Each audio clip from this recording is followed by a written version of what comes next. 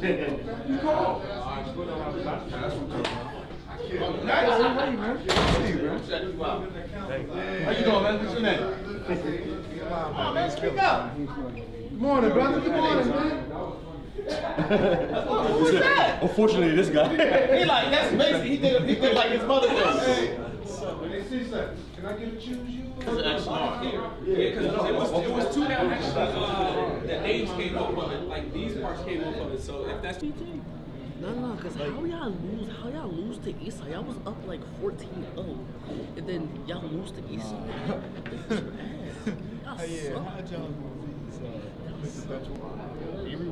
Avery could run like a 51. But he do it. But here's the thing. That's in Boston. Nah, these times are. You think Coach Hamilton will take us to Boston? Massachusetts, yeah. They said. Nah, for outdoor season is gonna be in PA. But like, I'm trying to go this season. I ain't gonna lie. Not gonna lie, bro. At Nike National Stuff, bro. It's worse than New Balance. You can't do that. I heard this year is good. So we have an official visit. It's going to Saturday in New Hampshire.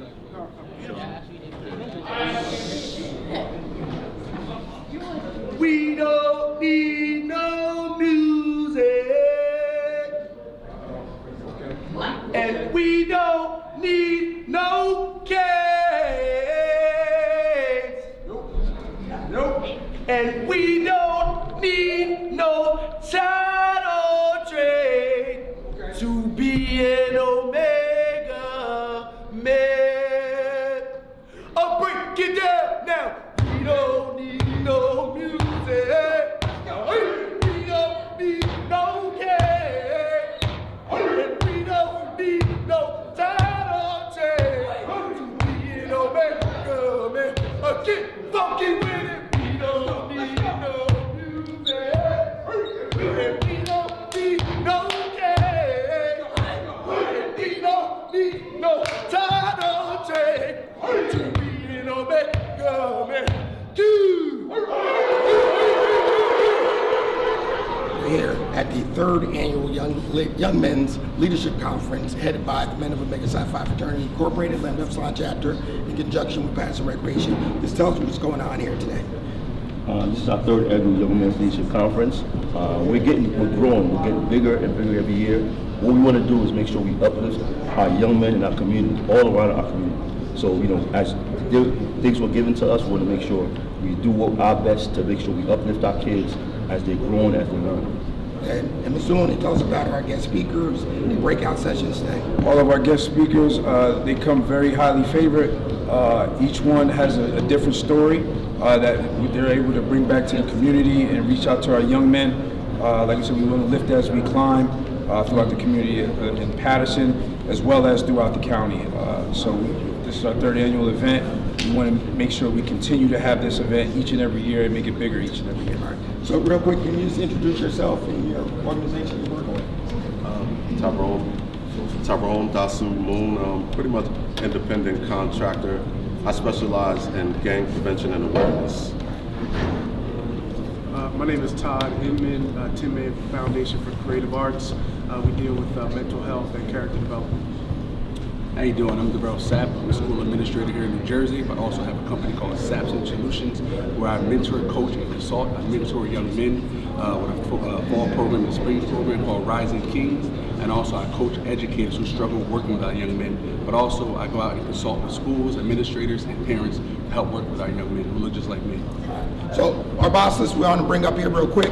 On behalf of the Men of Omega Psi Phi Fraternity Incorporated, we have our boss list, Vince Arrington. Would you like to say a few words? I just want to thank our organizers, Brother Hamilton and Brother Looney, for putting this together, and we're doing this for Patterson.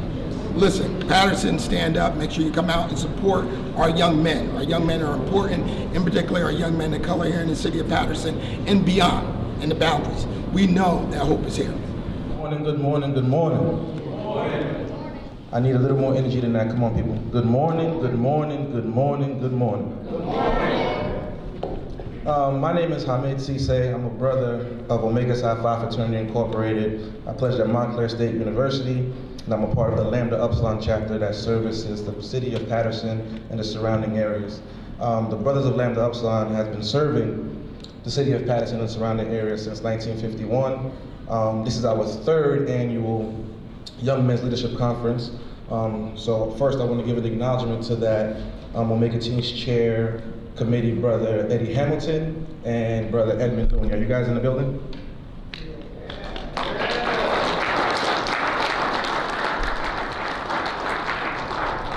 We also want to acknowledge all the brothers of Omega Psi Phi in that back right corner of the room. They worked diligently. They got here early this morning just to make sure you guys will have a nice breakfast and have a phenomenal program today. So give them a round of applause as well.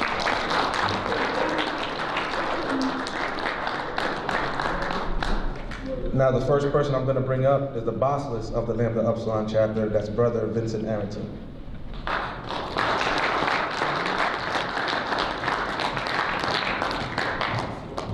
Good morning, thank you everyone. You guys are in for a treat today. These brothers work really hard to give you a program. I just want everyone to know, these gentlemen, they volunteer their time to do this. They all have jobs and careers and family. So we're doing this for you guys. And again, I want to thank the chair and all the chair folks, the committee, making this happen. So have fun and enjoy some, and meet a new friend today, everyone. That's the important thing. Once you meet a new friend, all right? Thanks everyone, have a great time.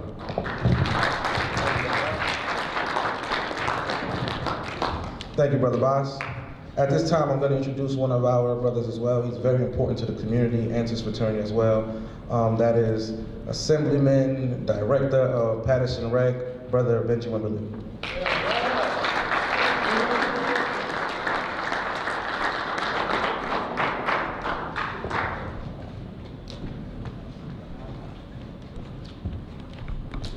Good morning, everyone. Good morning. Listen, I just want to commend the men of Lambda Upsilon chapter of the Omega Psi Phi fraternity for hosting their 3rd annual Men's Leadership Conference in conjunction with Patterson Recreation. Everybody who attends today, I'm going to get your information from him. I'm going to try to get you tickets to a Brooklyn Nets game so you can enjoy that for being here today. So make sure you list your name, you're registered, and we'll set up a trip with a bus for you guys to go see the Nets. So enjoy yourself today.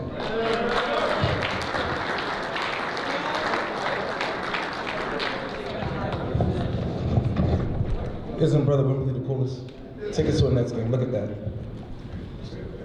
At this time, I'm going to bring up Julio Rojas. He is a representative from ESS, and he's their regional manager.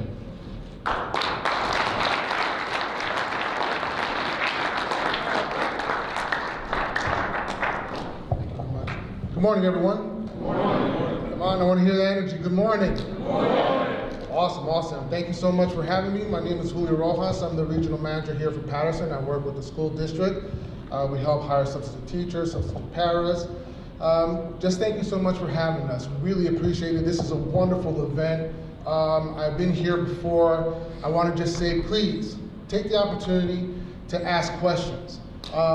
These gentlemen are here for you guys. It's important that you ask questions, thoughtful questions. You know, if they're here because they care, same thing like you guys are here because you care.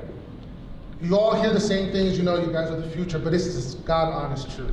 You guys are the future of this country for yourselves. My father always told me, don't do anything for me. Always do it for yourself. Because if you do it for yourself, then you're gonna make me proud. And I feel that that's the way for everyone, especially for our younger generation. So thank you once again for having us. I really appreciate it. God bless everyone. Have a great day and a great session as well.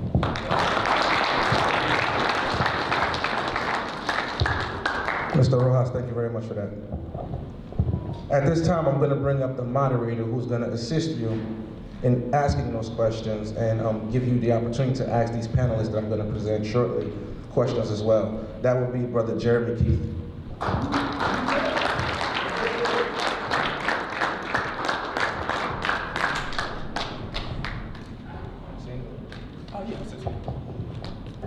Good morning, young men. Good morning. Love the energy, love it. Thank you so much for coming today. We truly greatly appreciate it to serve you guys today. Remember, these decisions are not for tomorrow, but for your future. So really take advantage of every situation. Make sure you listen. And these are, they're gonna give you a lot of advice today. You're gonna get some keys to life. And so I want you to really listen to the panel. We got some good questions and even a breakout room. Thank you.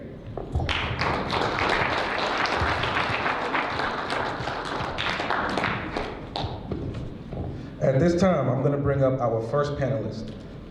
His name is Daryl Sapp, and he's going to give a brief introduction about himself as he walks out.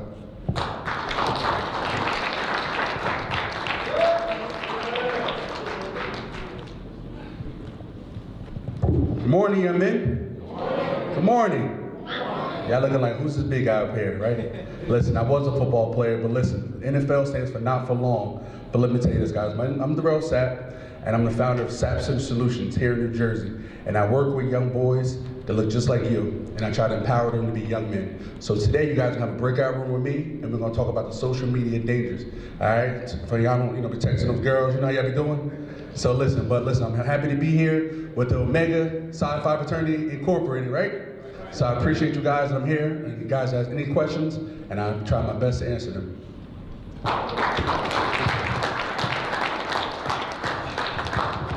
All right, up next we have Tyrone Dasu Moon.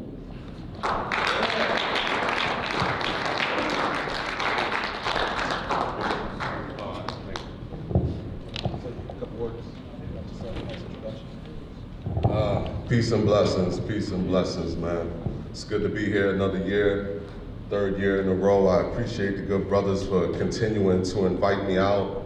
It's good to see you young people on a Saturday, frosty Saturday morning, I might add. I'm Tyrone Dasu Moon, born and raised Patterson. Came up in these streets, started hustling early, made a lot of bad choices, because life, that's what it comes down to. The choices we make determines our future. What you do right now will determine where you will be later on in life. So I started gang banging like around 20 years old, sex, money, and murder, Bloods to be exact. A couple of years after that, I became a gang leader. I'm from Park Ave in Carroll, Park Ave in Summer to be exact. You know what I'm saying? I was running that hood a long time, and by the grace of God, I'm still here to stand before you and share some of my story, man, hoping that you guys won't take the path that I took, because honestly, it just wastes so much of your life and your potential. I could have been so much further ahead in life had I had smartened up sooner. You understand? So that's the goal. Don't do what I did, because honestly, you ain't gonna be like me.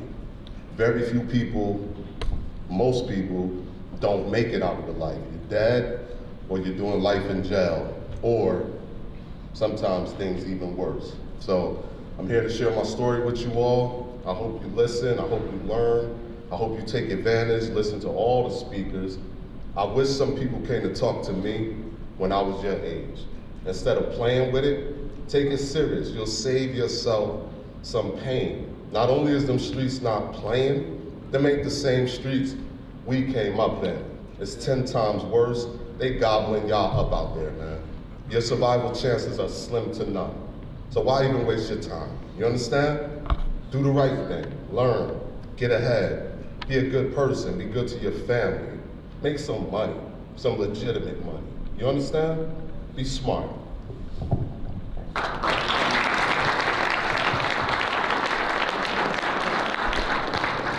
Thank you. Up next, we're going to bring up our brother, Todd Inman.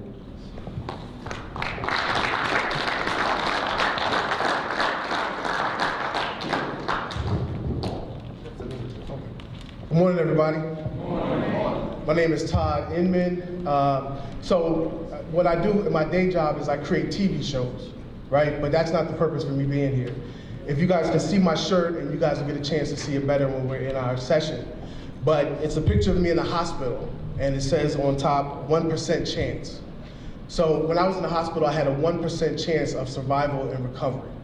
So what that means, out of 100 chances, I only had 1 to survive and recover. Unfortunately for me, it was a situation where it was police brutality. And obviously the police are wrong for doing stuff like that, but if I step back and look at my responsibility, what I see is this, is that my character was not in a situation and place where it should have been that lead me into that situation to confront and be in that place. So with that being said, today when you guys come to my session, you'll learn about character building and character development. It's so important to learn that as you guys grow up versus learning it through the school of hard knocks. And anybody that knows about the school of hard knocks, you know that could lead to death, or it could lead to imprisonment, or maybe something else. So I look forward to you guys coming to my session.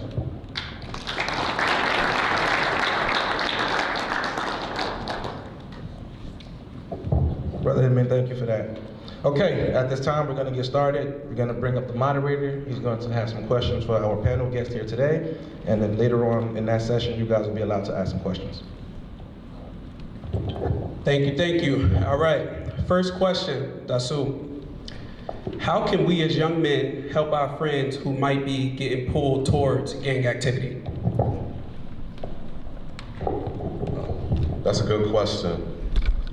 I always tell young people, the way you move will determine where you're going. My point, if you're standing on the corner with your people, looking like you be on the corner and you get shot standing on the corner, guess what? You put yourself in that position, for better or worse.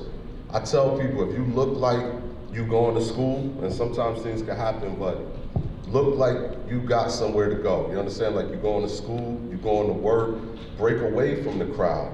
If they're trying to pull you in this direction, and your gut feeling is usually your best feeling, go with that. Stay away from it. I understand that it's not easy, because if you grow up in the Crip hood, if you grow up in the Blood hood, sometimes you don't have a choice. See, that's the difference between me and some other people, is that I'm a realist. You understand? Where you live determines what you will be or what you will deal with. Or you could be in a Trinitario neighborhood or a Latin King neighborhood, and that gets a little tougher, but the thing remains the same.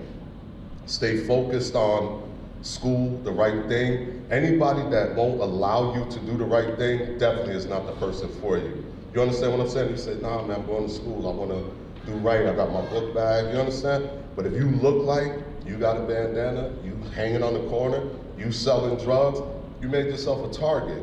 So to stay away from them people, you have to be different from those people. Brother, thank you. All right, Brother Todd. What trait of a good character today do you think is most important for your future success? That's a great question. And you guys will see in my presentation, all of them are important. But the foundation that you should start with is having integrity. Having integrity. That's the most important of the foundational principles to build your life upon. You know, you gotta be somebody that's trustworthy, somebody that's honest, you know, somebody that, you know, you can believe in, and that every time you deal with them, they're gonna be the same because you can trust in their character. Great answer, great answer. All right, Darrell, here we go. What's one social media habit you're planning to change after today's session? The change that I want you guys is the word purpose. I want you guys to understand your purpose. As young men that's going to be older one day, know your purpose now in life. I didn't find my purpose till later on in life. Now I'm moving with my passion, because that was my purpose. So once you guys go on social media, if you know your purpose, it doesn't matter what the perception is, what you see and what you don't see, because all that is an illusion. So, but if you know your purpose, what's inside, what you're supposed to do on this earth, then it doesn't matter what you go on social media, what somebody's trolling doing this, because you know your purpose and you know your destiny. So that's why I want you guys to know of social media today, purpose. And that's the first thing we're gonna talk about is purpose. Love it, love it. I'm actually come back to you with another question. How can we help our friends recognize when social media is negatively affecting their mental health?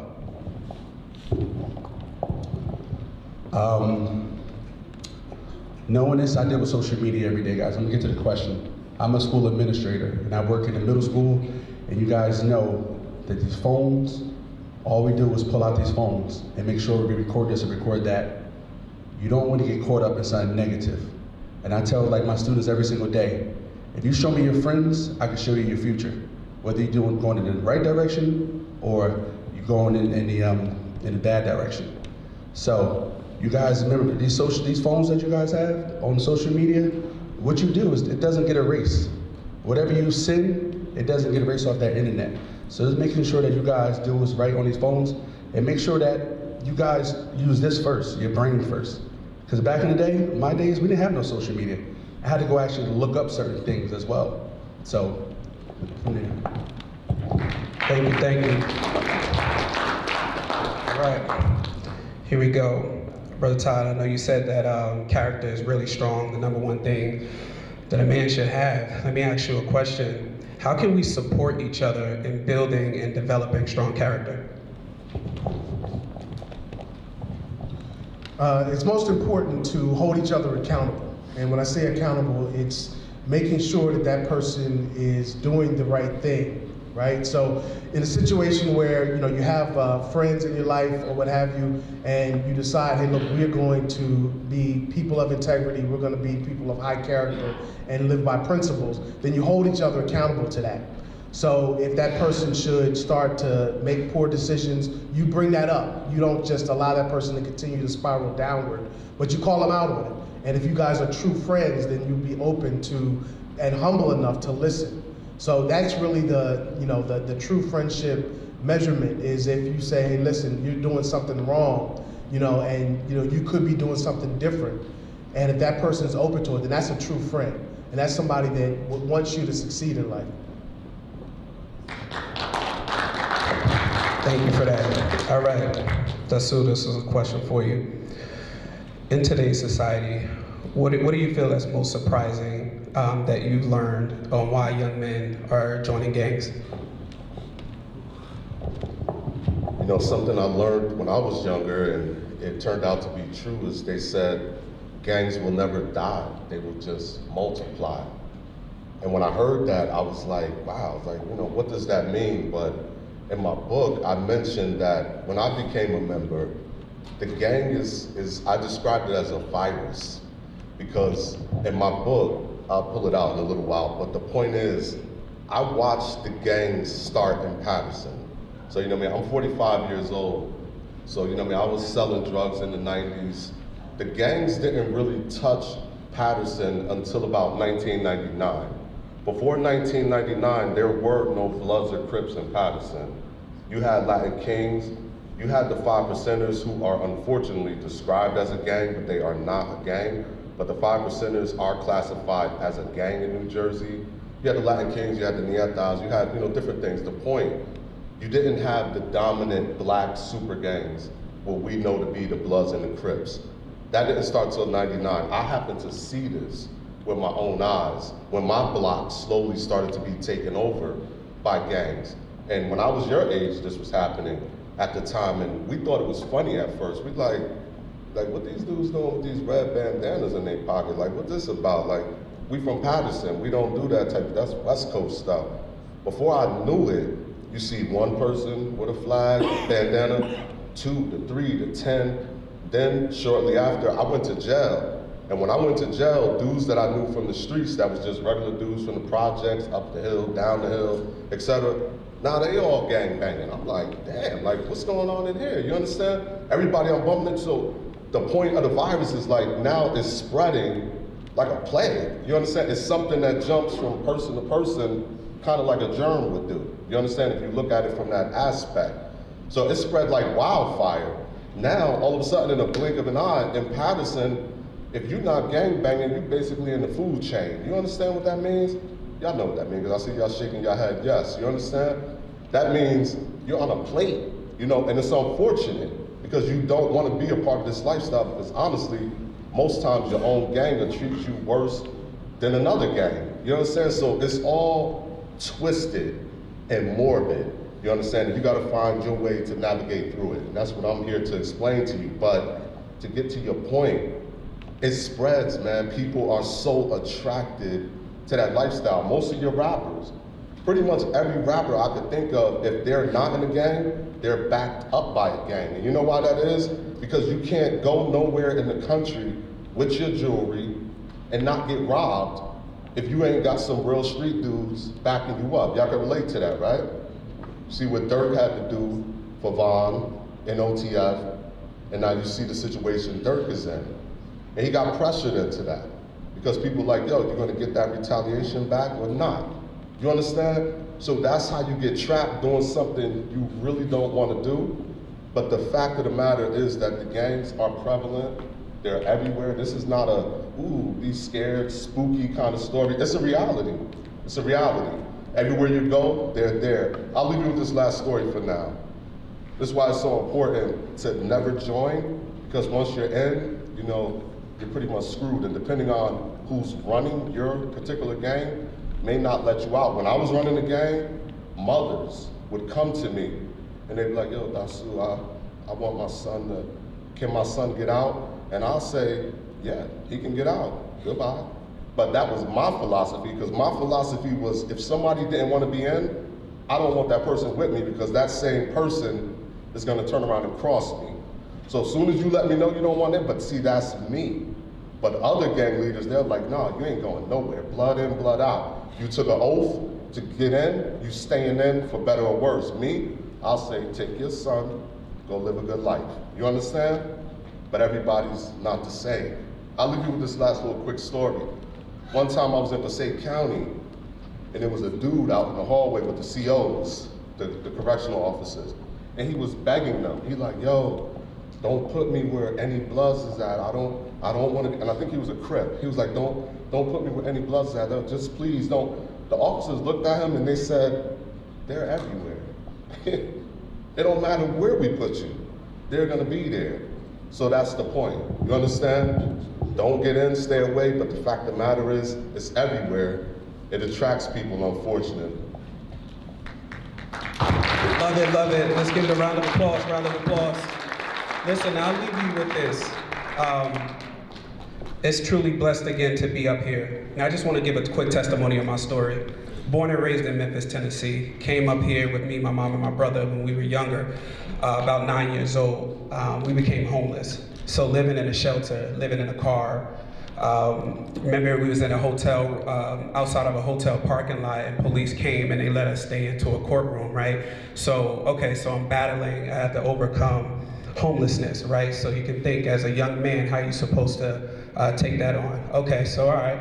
So then all of a sudden we bounced back by the grace of God, and then all of a sudden, my father was never in my life, and that really impacted me. I didn't know it at the time.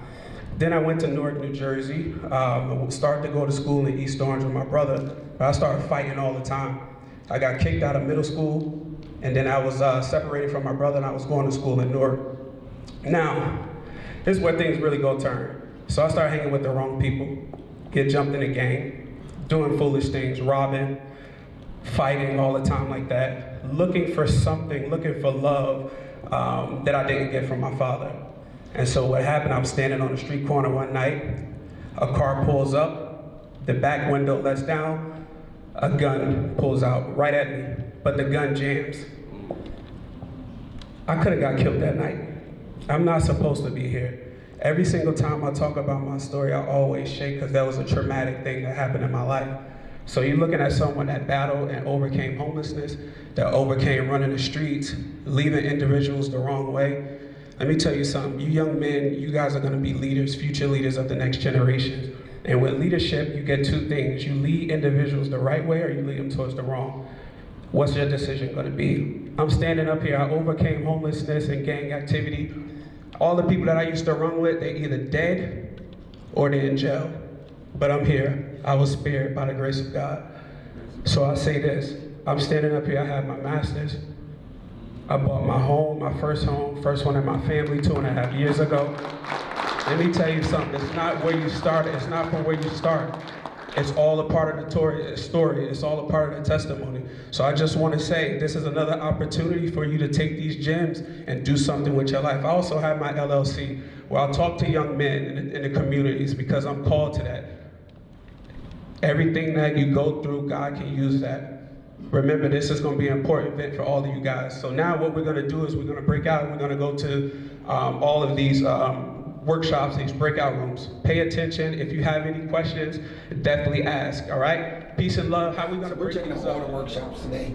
The next one we're going to go check out is Darryl Sapp, Dangers of Social Media. I think that is serious. He already gave us a glimpse about how social media can change your life. Easy. Text messaging can change your life. Video can change your life. We've seen it, you know. So tell us about the other videos. I know Tin Man Production is talking about mental health and different things. In this particular workout session, again, dangers of social media, what to look out for, what not to post, what to post, you know, predators online, being careful with that. So again, for our young men, with Darrell Sapp, he does this for a living as well, through his organization, Sapp Centric Solutions. Again, the dangers of social media starts at a young age, even from middle school, even less than middle school, all the way through high school and even college, because obviously social media has changed the landscape. And bullying, like Yes. people get bullied on social media. Yep. You find kids committing suicide over social media bullying. So just sit back. We're going to get a little bit of each of the workshops. Just want to commend you guys again, Brother Looney, Brother Hamilton for putting this together, the work, our bossless leading this, Brother Arrington. But more importantly, just listen, pay attention, check out all the workshops, and we're going to check each one out. We'll be right back. Why it's so important. Men, listen. Why I do this? Because I was just like some of those kids who look just like that. Everybody. We have more coming in the back. Right? Give them like 2 minutes. All right. All right. Before that, anybody play sports here though? What sport y'all play? So it's basketball season right now, right? All right. Anybody play football though? All right. What position you play? Second row. Running back? All right.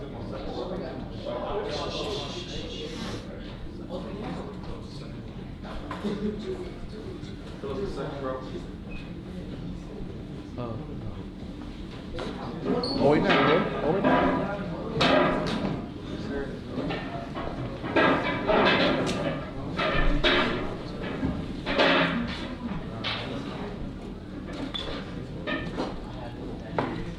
That's it. Yo, let me get 2 of y'all on this side, bro. Yeah, 2 of y'all.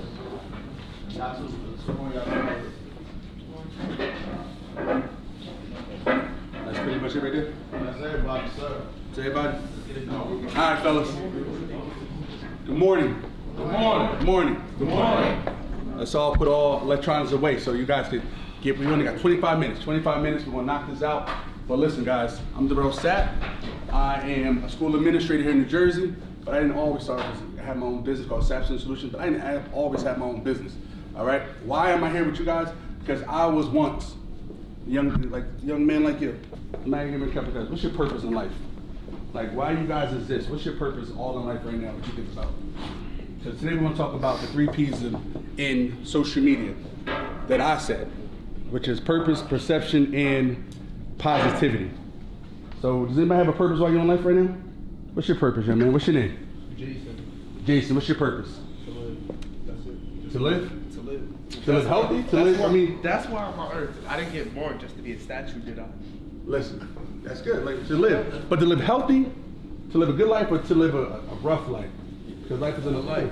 A life. That's it. I like. Okay. Anything it is. Anything that comes down my path. Okay. What about you, young man? What's your purpose in life? My name is Ali. My purpose in life is to play football. To what? Is to play football. Play football? Listen, I hope you heard what I said on stage. I said NFL stands for what? Not for long. And it's all good to get there.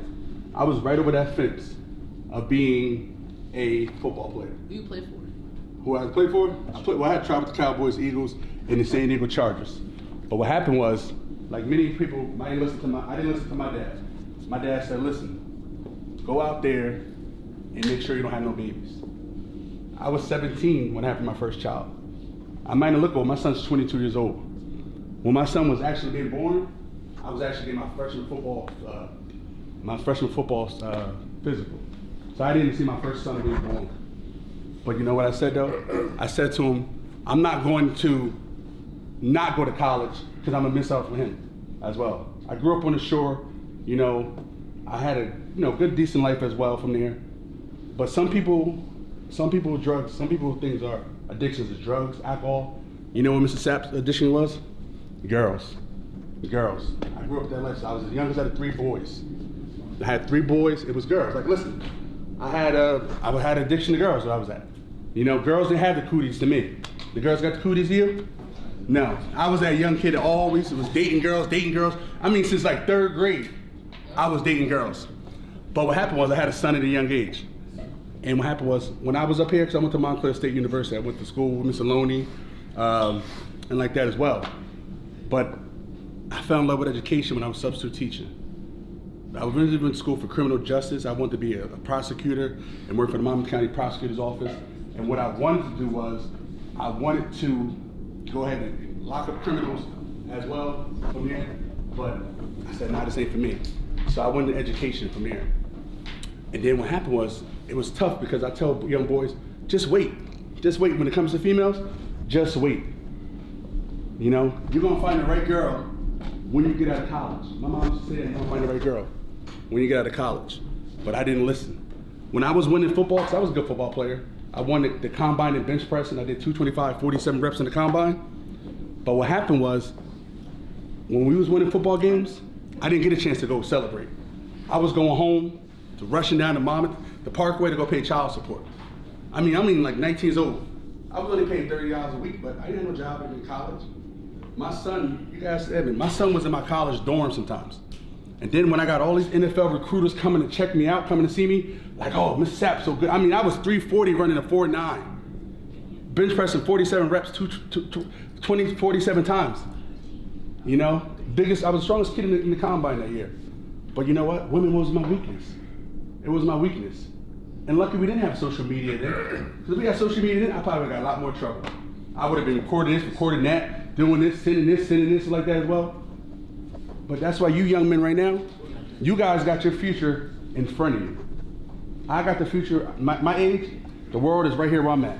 My parents, they're looking back at the world, trying to instill stuff in me. How many of you guys got little siblings here? Little brother, little sister? Let me ask you a question. Was you ever at home and you saw your little sibling doing something sneaky? Like you caught them in the act like, yo, I know you was in the refrigerator. I know you was in my shoes wearing them. Why? Because you was their age before. You was their age before. Am I right? So guess what? Mr. Sapp was your age before. I know what the road ahead is going to look like for you guys. I know what the road ahead looks like. I know what you're going to encounter, you know, from there. And so that's why it's wise counsel that you guys need. Have a mentor. Find men like that as well.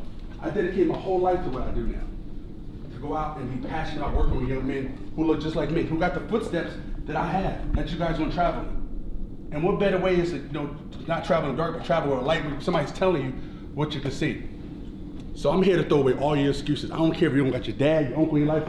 You're gonna say somebody today in Patterson, New Jersey is telling you the road you need to go at. But it's not gonna be easy, because I know you guys got peer pressure. In my program the other day, I talked about peer pressure with the young boys. We talked about peer pressure and what happens. I know, I'm a school administrator. You don't think I know what goes on in these schools? You don't think I know when I walk in the bathroom, I'm suspended by for vaping? Look, you smiling, you know what I'm talking about. Y'all walk to the bathroom, let me use the bathroom. Oh shoot, they over there vaping. I gotta get my security guards to go in there for vaping. Like that as well. But other than that though, boys, listen. When we talk about social media, it's important. You guys might not know it yet, because you guys are a little younger. One day, you little man, you're gonna have a girlfriend one day, you know that, right? You're gonna have a wife one day. But you gotta wait till you get older. But these young boys right here, y'all know what girls do. Y'all out here trolling on social media? When you out here trolling on social media, your handsome faces like that as well?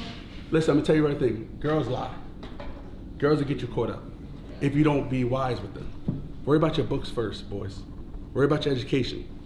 Be an athlete. Who said the athlete do sports here? About your books, David. What I tell kids is what you want to be is you want to be a student athlete. Because I was an athlete too, but guess what? I was a big guy, but I was always smart though too. And to be honest, I love football. My favorite team is the Giants. We suck. Well, no, we suck. Listen, you know, we suck. We suck. We 200,000? We 200,000 right now? I know. But listen, but you think about it though, even with football though, guys, even with football, take the analogy of football, guys. You every day you get a fresh 24 hours every day, like everybody else. You're no different than me. I get a fresh 24 hours like you get every single day. Yep. What you gotta be, young man, is what's called a 24-hour conqueror. Wake up and do what you gotta do for that 24 hours in life. You know what I mean? From there. So, but what I want you guys to really understand though, because we ain't had much time. I think my presentation didn't work. I'm going off the dome, everything I'm doing right now. Yeah. You know, because you know what I'm doing? I'm telling you life.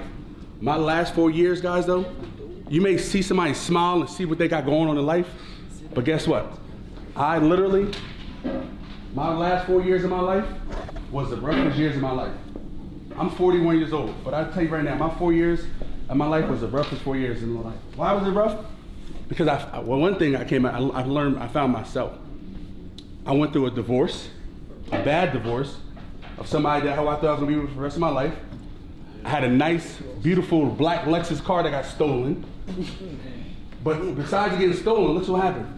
It got used in a murder that I ain't know nothing about.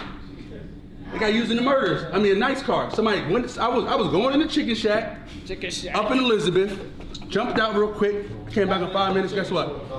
My car was gone. And then 3 weeks later, you know, I found out that my car was parked somewhere, but it was used in a murder in the town that I didn't even know about because I had black tinted windows. I went through that. I went through depression. I went through anxiety. I lost a big, beautiful home, 4-bedroom, 3-bathroom house. You know, all the stuff that I've been through. I got evicted out of my apartment. Wait, why did you lose your home? Why I lose my home? Because I was living in this big house by myself because I didn't do what's right as a man. I didn't do right by a man as with my family. And I was learning myself. But guess what I am now? That's not who I am now. I can't identify the guy who used to mess with a lot of women. I'm faithful to one woman now. I got a clothing brand coming out. You know the name of my clothing brand? No. It's called God's Way. Because guess what, fellas?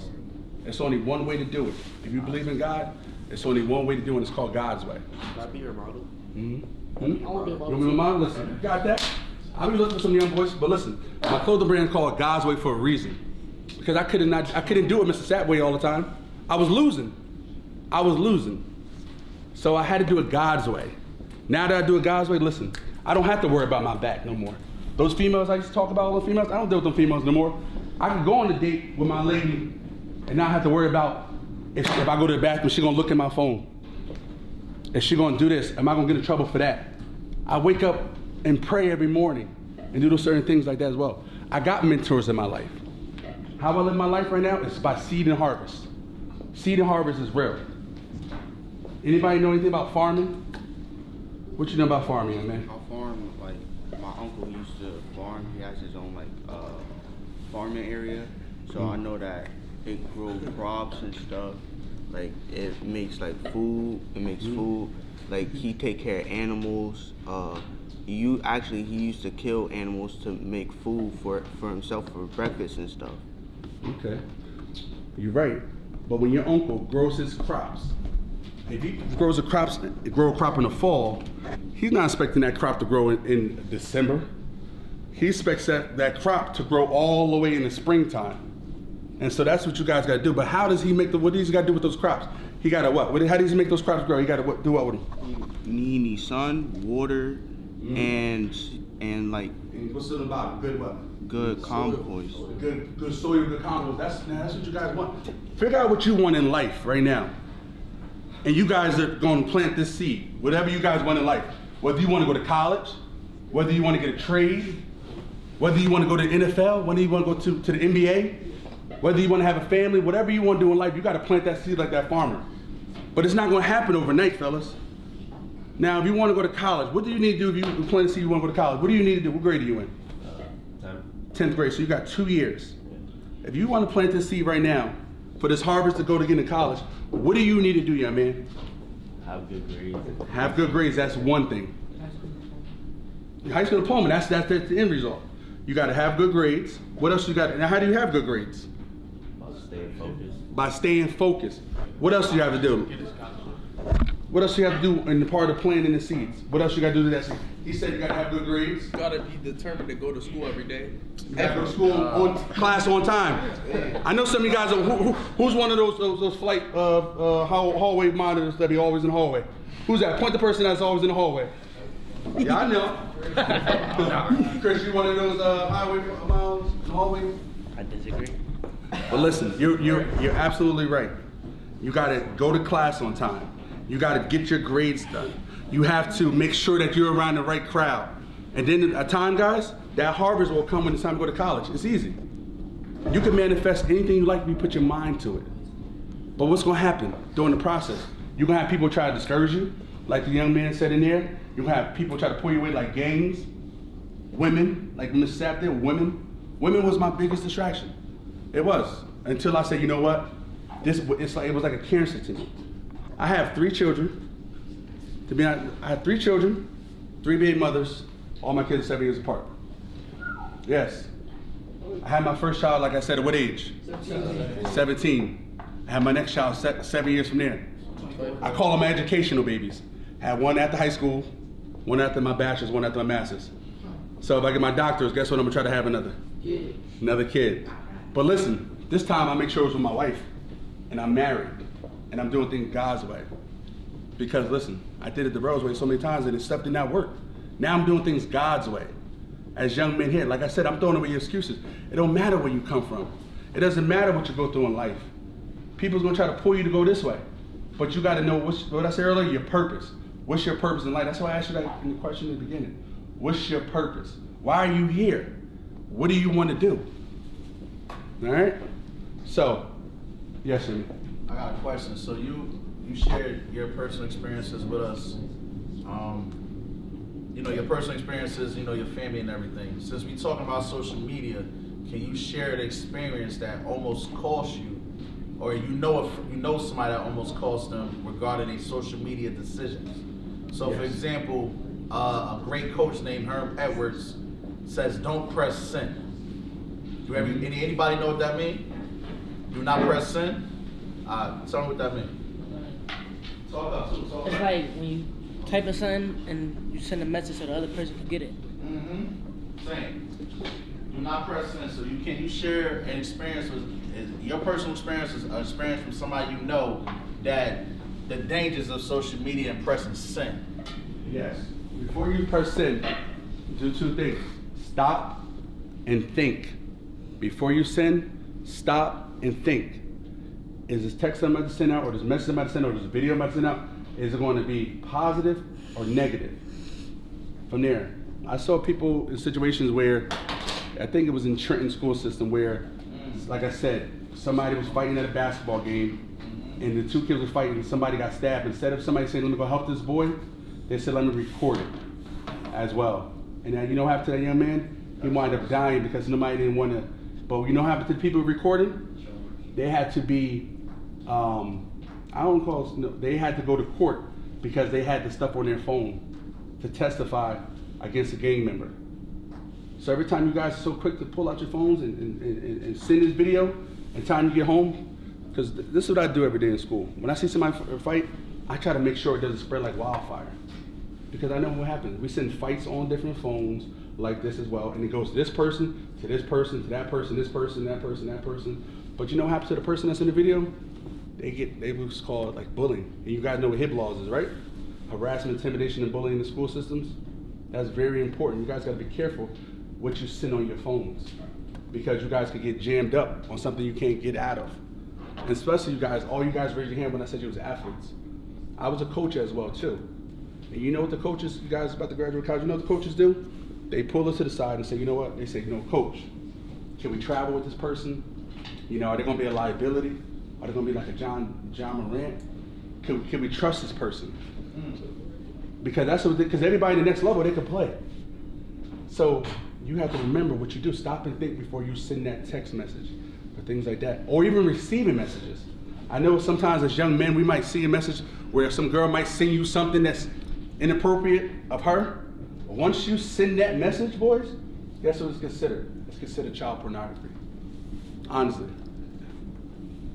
What happened, you know, young men send a message, you know, they send a message on social media, and then they delete it. Do it disappear? It does not disappear. It does not disappear. I need y'all to hear that part. It does not disappear. I don't care if you go to your delete messages in the cloud, it's still on the phone.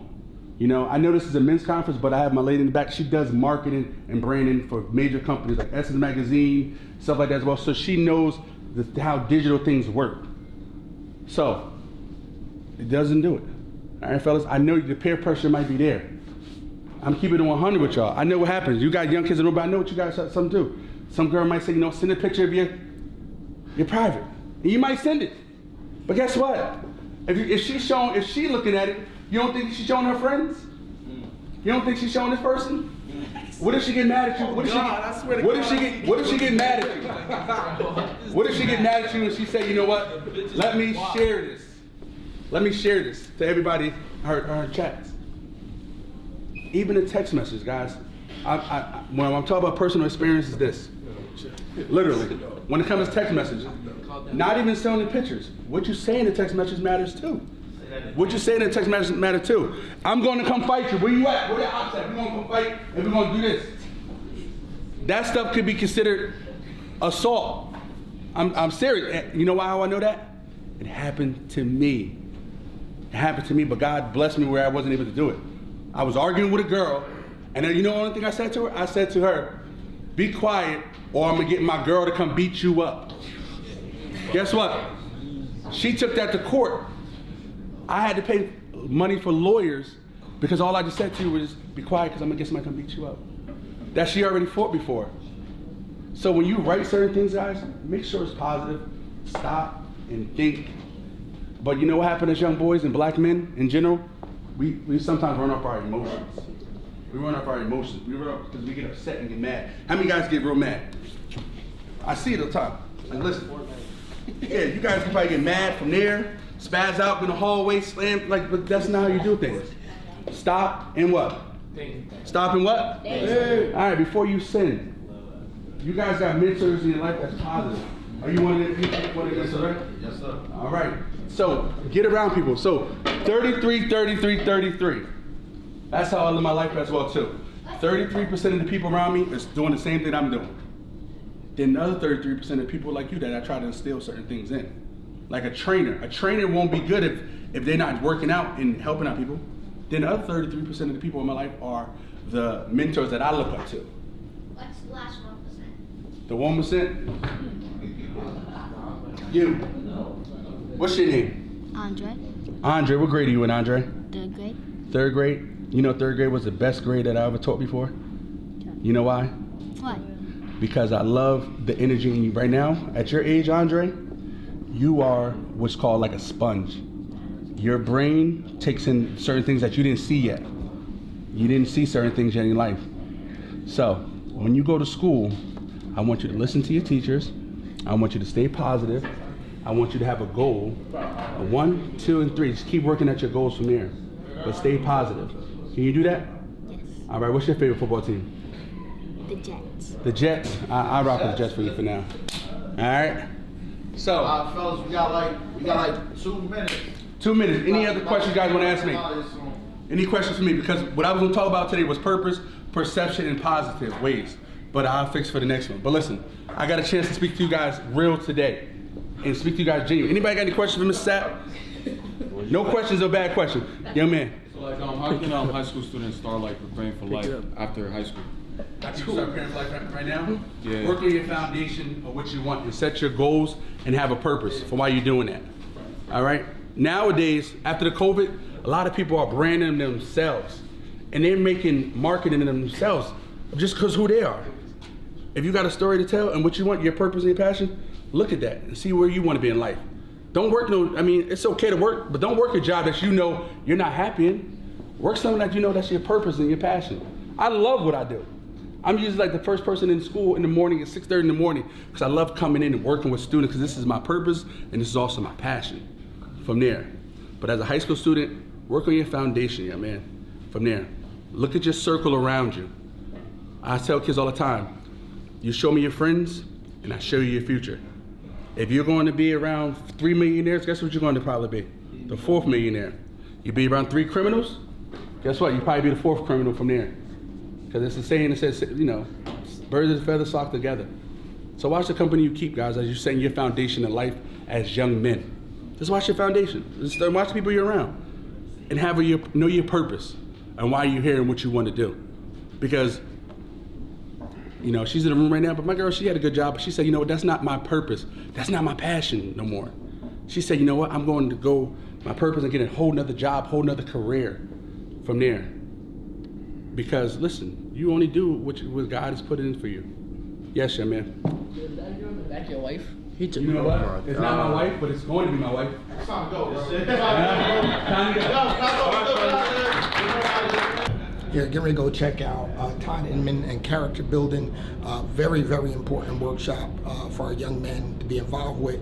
I mean, I'd always tell my players, my employees, character is what you do when nobody's watching. You can't put your faith and trust in that. But if you have faith and trust in it being great in yourself, it doesn't change, nor do the principles change. Believe in yourself. Why is it important to believe in yourself? You can gain confidence and it can lift you up. Okay. What else? Makes it easier to learn. Okay. Makes it easier to learn. Okay. So the more you learn, guys, you grow in confidence. Okay. So it's important, guys, to learn. Okay. So that, you know, when you some of you guys want to achieve different things in terms of your career, the more you learn, the more you gain confidence. Okay. Because if you don't learn, then you don't have confidence because you don't know the material. It's like when you go to school and you're ready for the test, right? You know what's on the test and you studied for it, you're gonna have confidence, right? Yes. Okay. And you're gonna live by principles that are proven, and if you trust, if you don't quit, you will win, right? So guys, if you just trust that if you don't quit, you will win. Just keep plugging away and you're gonna succeed. So what's the importance of associating with positive people? Makes yourself positive. Okay. Anybody else? Okay. So when you guys look at, when you consider your people you want to associate with, do their qualities translate to success? Right? So you look at their lives, right? So is it worth you making a relationship with them because you got to see, are there qualities that they have that are translating to success? If they're not, then you don't want to deal with them, correct? Yeah. Would they be a positive influence? What's the importance of somebody being a positive influence?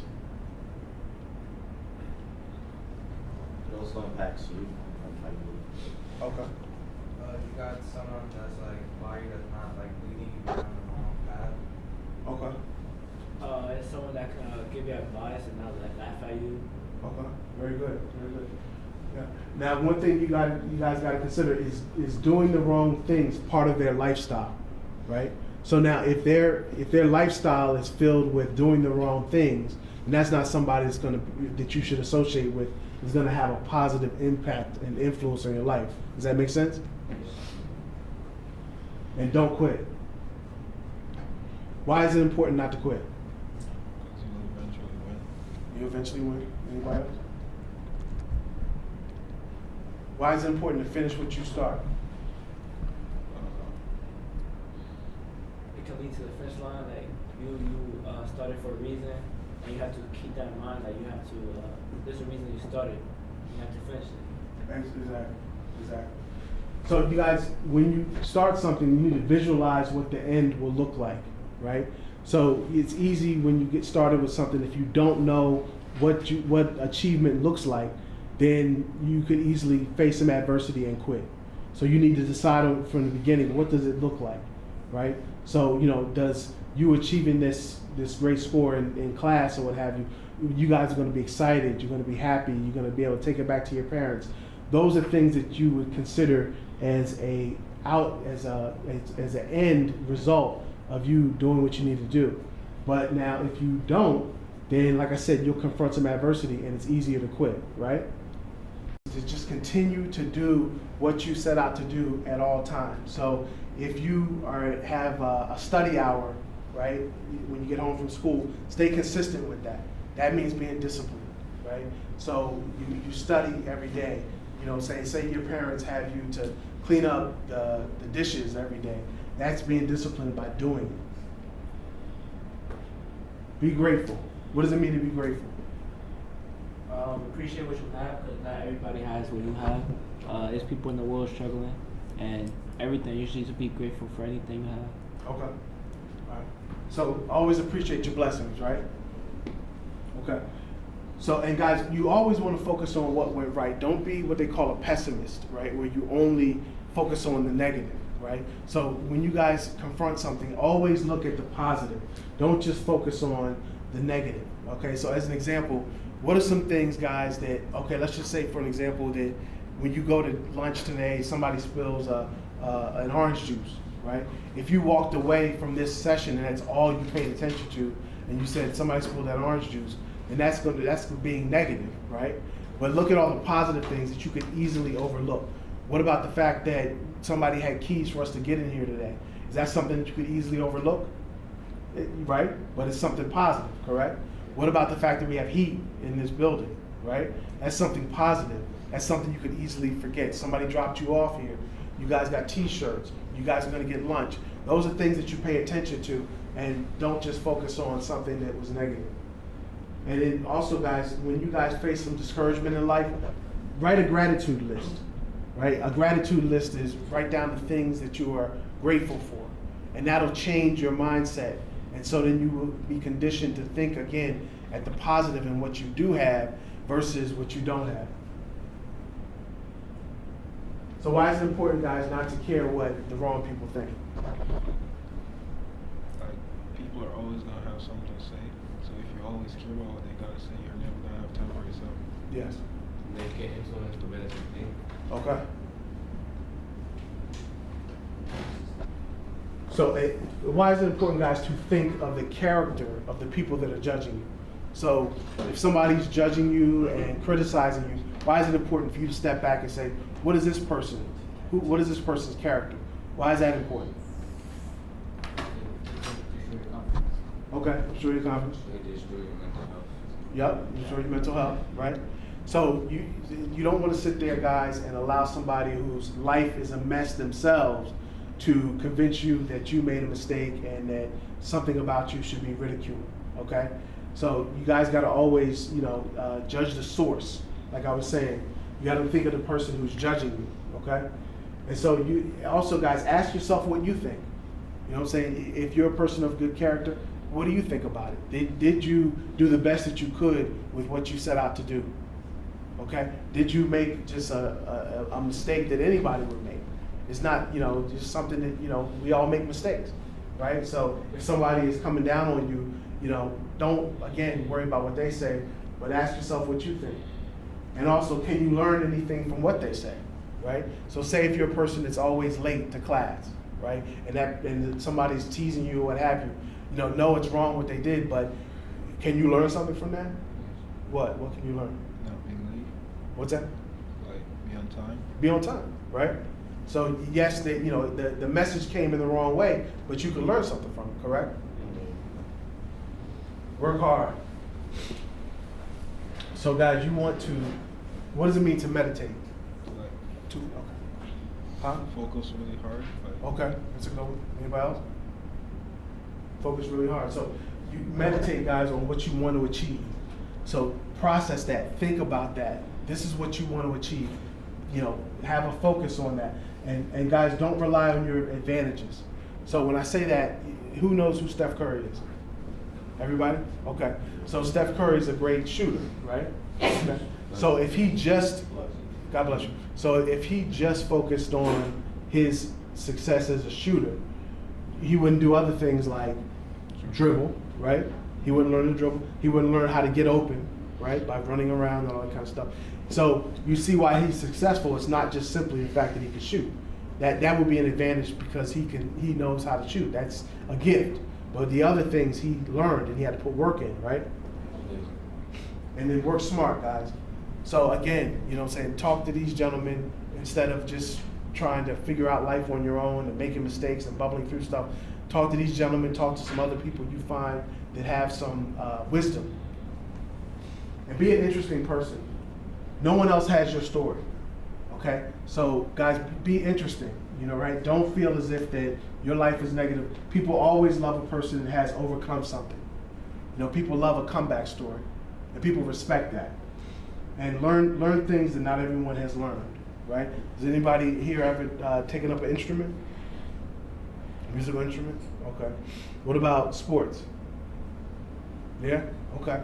So you guys have done sports, right? Not everybody plays sports, right? That makes you interesting, okay? So there's some other things that you may have done that help you be an interesting person. So learn things that you just don't, not everybody knows, but then you can apply it to your life and develop yourself. About time? Yeah. Okay. All right. So write your own story, guys. Don't give someone else the pen to your life. So don't allow somebody to, as an example, you get in somebody's car, they do something illegal, and you're gonna give them the pen to write your life. You don't want that. You want to write the story of your own life. All right, guys? Thank you.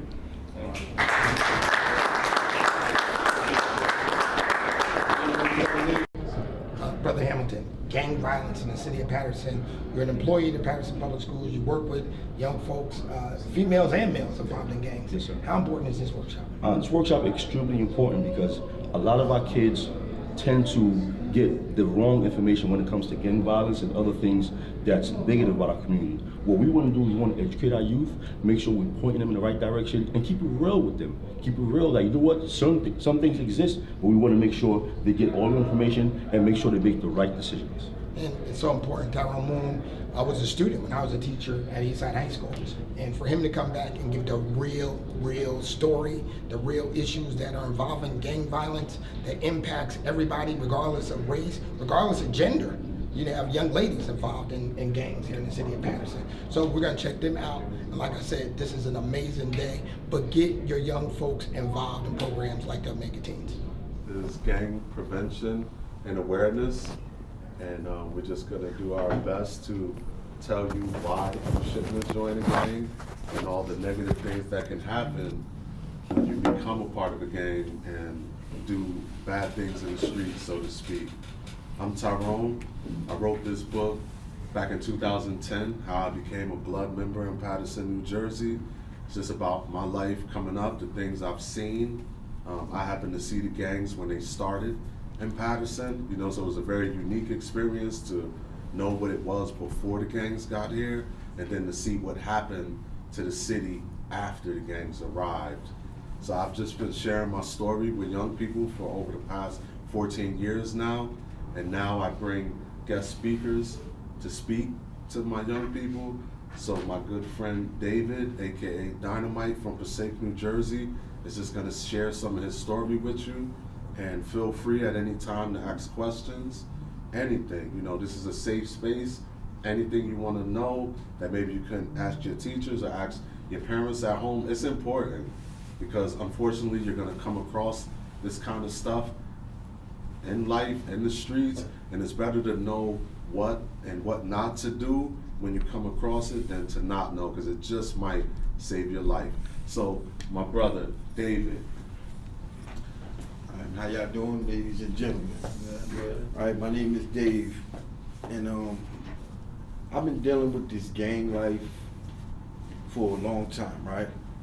It didn't start when I picked up the colors, right? I'm a blood.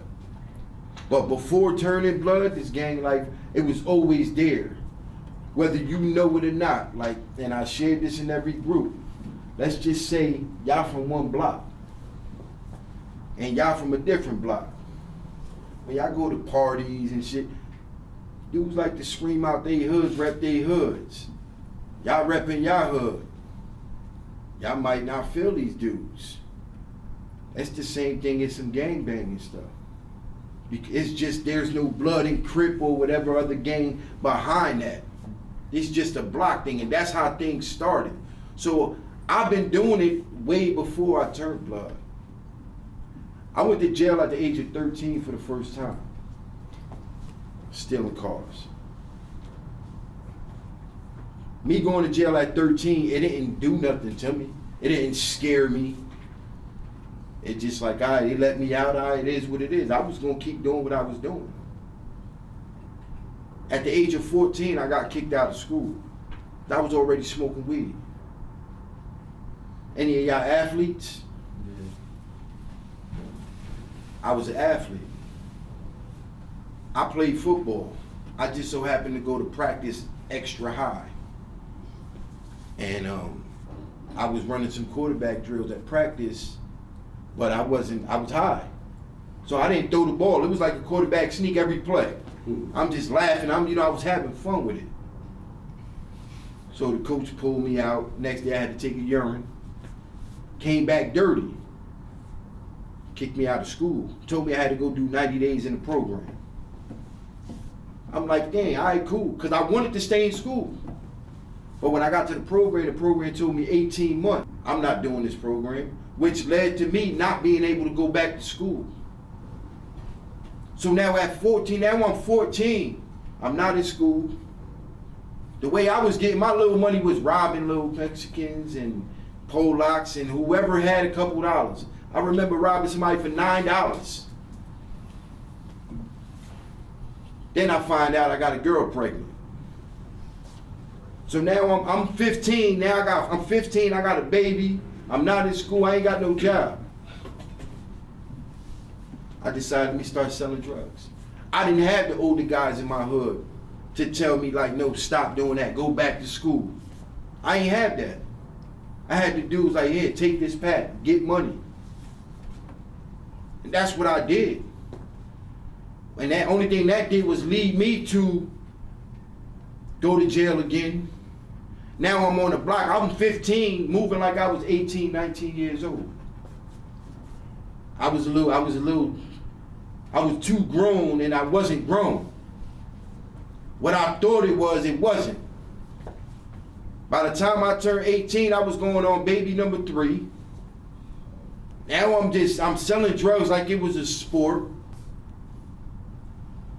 By the time I turned 23, 24, now I'm dealing with this gang life. My purpose, right, and the whole thing is the reason why. You gotta ask yourself why. I know my reasons, but a lot of people's reasons for joining the gang wasn't valid. I read history on it before I even joined the gang. So what I thought it was is what intrigued me. The person giving me, the guy giving me this information on it, good dude. That man right there. 2001. He gave me the information. He the reason why I turned blood. And I don't say that in a bad way, because that's a good dude right there. But what we seen back then, it changed. What we knew it was supposed to be. It changed from there. Like I always felt like I could make a difference in it. But I didn't. Because I'm just one person. And everybody else coming after me. Some people seen things a different way. And the most people that I got into problems with or was hating on me was my homies. People that wanted my spot. They felt like they could have did a better job at my spot. These was people, to be honest, that they ain't have no love for me. They ain't have no love. They didn't care about me. But the decisions I made, I'm already in. So I gave my life to be in the blood. Everything I did, if you wasn't blood, you wasn't right. And that's how I felt for a long time. One bad decision. Now your decision's gonna determine your destinations in the future. So anything you do now will affect you later on. I'm still paying for things to this day from 20, 30 years ago. Mind you, I love my kids, don't get it messed up, but I've been on child support since I was 15. I've been paying child support since I was 15. I got 7 kids. Yeah. Now, I love my kids, but I brought them kids into a world that I didn't even know I was sure I was gonna be in. Cause I was so busy with the streets. I'm having kids and still running the street. Oh, yeah, I hear, take this money to my baby mother. I thought I was being a good father. I was never around. Like, money could come from anywhere. Not everybody's fortunate to have both parents at home. And those that don't have both parents and your pops ain't around, for whatever reason, you don't live with them or whatever, like, you'll know how it feels. You want your child, eventually if you become a father, you want your child to feel like that? Because you were so caught up running the streets that you still don't know how to let it go. Like, I couldn't let it go. Like, I fell in love with being a blood. I fell in love with being in the streets. The streets ain't love me. When I went to jail, I ain't get not one letter from not one blood. Not one gang member wrote me a letter. And I was facing 20 years because of the Bloods. You're gonna lose family, you're gonna lose friends, you're gonna lose yourself. You might come across somebody that's a big homie that's just on some, yo, you go do this, you go do that. He don't care. He don't care at the end of the day. You think the ones that love you like your parents and them family members, nah, they're not gonna cross you. I mean, nobody's perfect, but you're not gonna get crossed the way the streets gonna cross you. Like, there's nothing there. There's nothing good coming out of being a gang member. There's nothing good about wanting to be involved. You can be involved, but you got a couple homies that none of y'all gang members, and y'all still able to have a good time. Y'all still able to laugh, joke, go out, get females, do all that, without having to be involved in no gang. That's right. There's nothing good out of that. A lot of people, they talking about you the man, right? You be on the phone with a female, but the whole time your big homie gonna call you on the other line like, yo, go do this. You don't need no gang.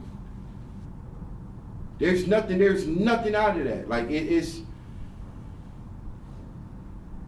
you could think about like everybody's neighborhood is different.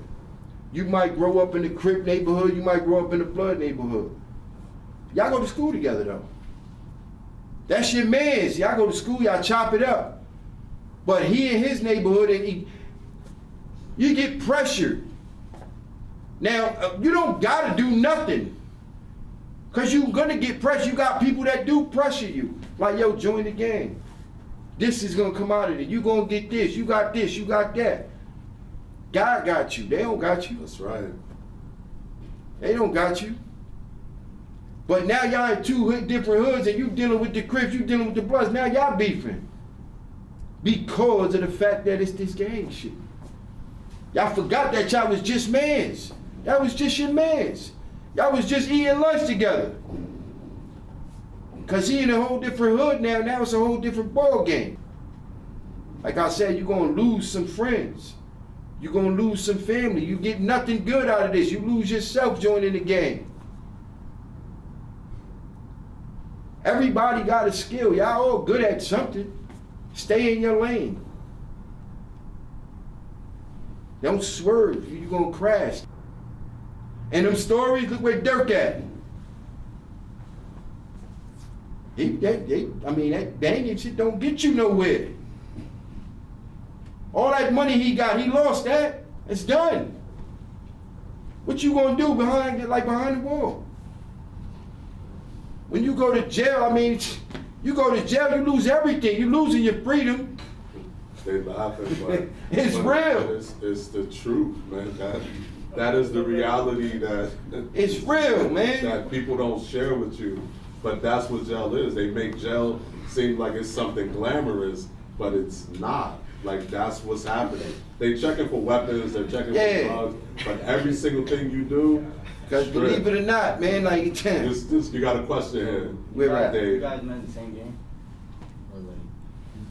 What was his question? Did we meet in the same In gang? the beginning. In the beginning, I was in the gang first back in 2001, Sex, Money, and Murder Bloods, and I actually turned him into a Blood. So I met him in a program called Straight and Narrow. I had just got out the county jail, 2001, it's a long time ago, and when I met him, he was having a disagreement with another gang called the Latin Kings. This is all a true story. So he was having a disagreement with 3 Latin Kings, or 4, and they were gonna fight. So he's about to fight 4 Latin Kings by himself. So me being a Blood at the time, and I'm seeing him getting ready to have this fight, and I respected his courage because he was not backing down to these dudes, you know what I mean? So I interjected, you know what I mean? I said, listen, one of y'all gonna fight him a one-on-one, you're gonna have a fair fight in the bathroom, or I'm gonna get involved. And me getting involved at the time, being that I was already a blood, meant we would have got into a gang war. So you see what I'm saying? He wasn't a blood yet, but I was. These were 3 Latin Kings, they're gang members. But if they fight with me, now it's Latin Kings versus the Bloods. It's not Latin Kings versus Dave. You know, so shortly after, Dave went in the bathroom, fought a fair fight with my man, beat him up, you know what I'm saying? And I was impressed by his courage at the time. So I started telling Dave, like, yo, Dave, you know, maybe you should join this. Now, I wasn't in the state of mind that I am now, you know what I mean, and learn, but at the time I was like, yo, maybe you should, you know, join this, and he did.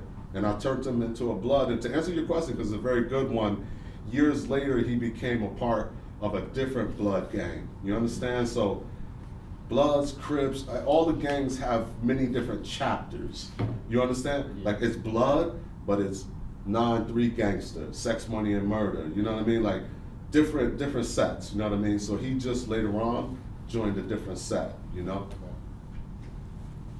Any more questions? Oh, there you go. So like, you know how there's like different sets? How do you feel when he joined a different set? Like I felt nothing at all. So cause it's like still blood, right? So say you come across another set of a blood, like is that like it's not like nothing crazy, right? It's just no. And that is actually a very great question. I'm not just saying that because I'm going to tell you something.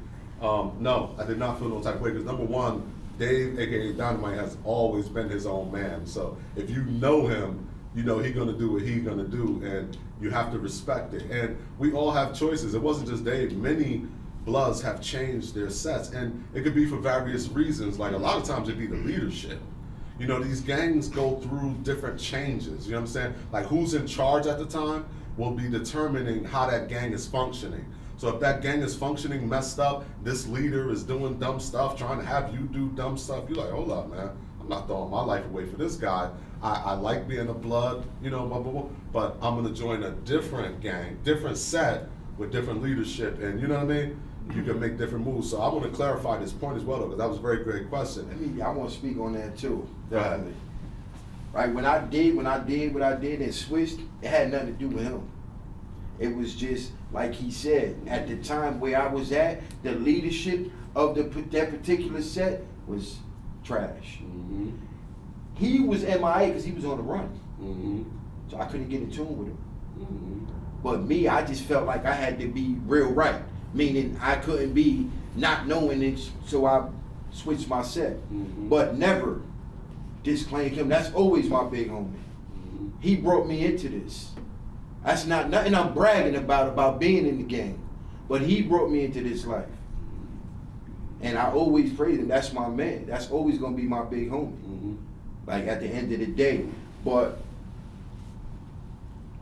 right now, I'm not impressed with nothing I did. Same here. Like I wasted a lot of years of my life giving so much to this game. Yeah. That I forgot about me. That's right. I'm supposed to be somewhere else in life right now. That's right. Like I got multiple talents. There's a lot of things I can do. I know how to do. But I wasted my time. And the only ones that was there was family. The same ones I turned my back on when I decided to do what I did. That one decision like led the way for my life to just become what it was.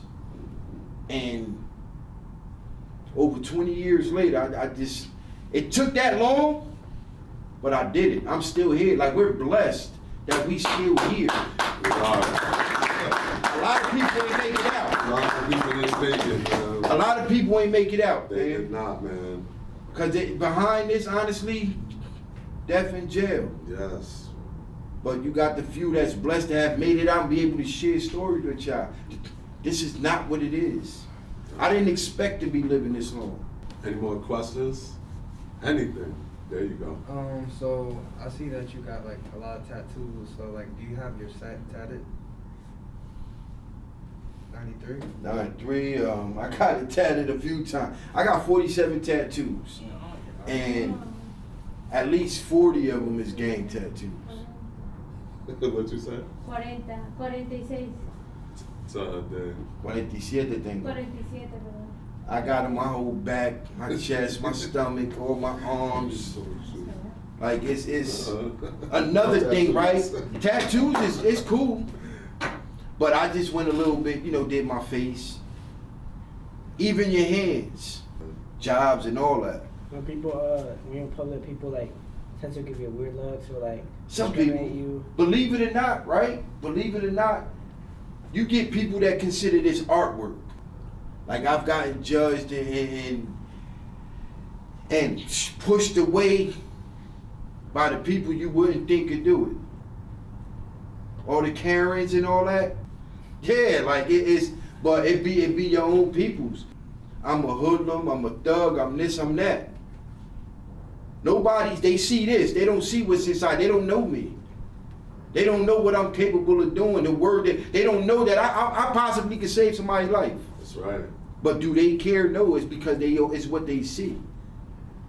It's what they see. So you always gonna get judged. You regret getting those tats?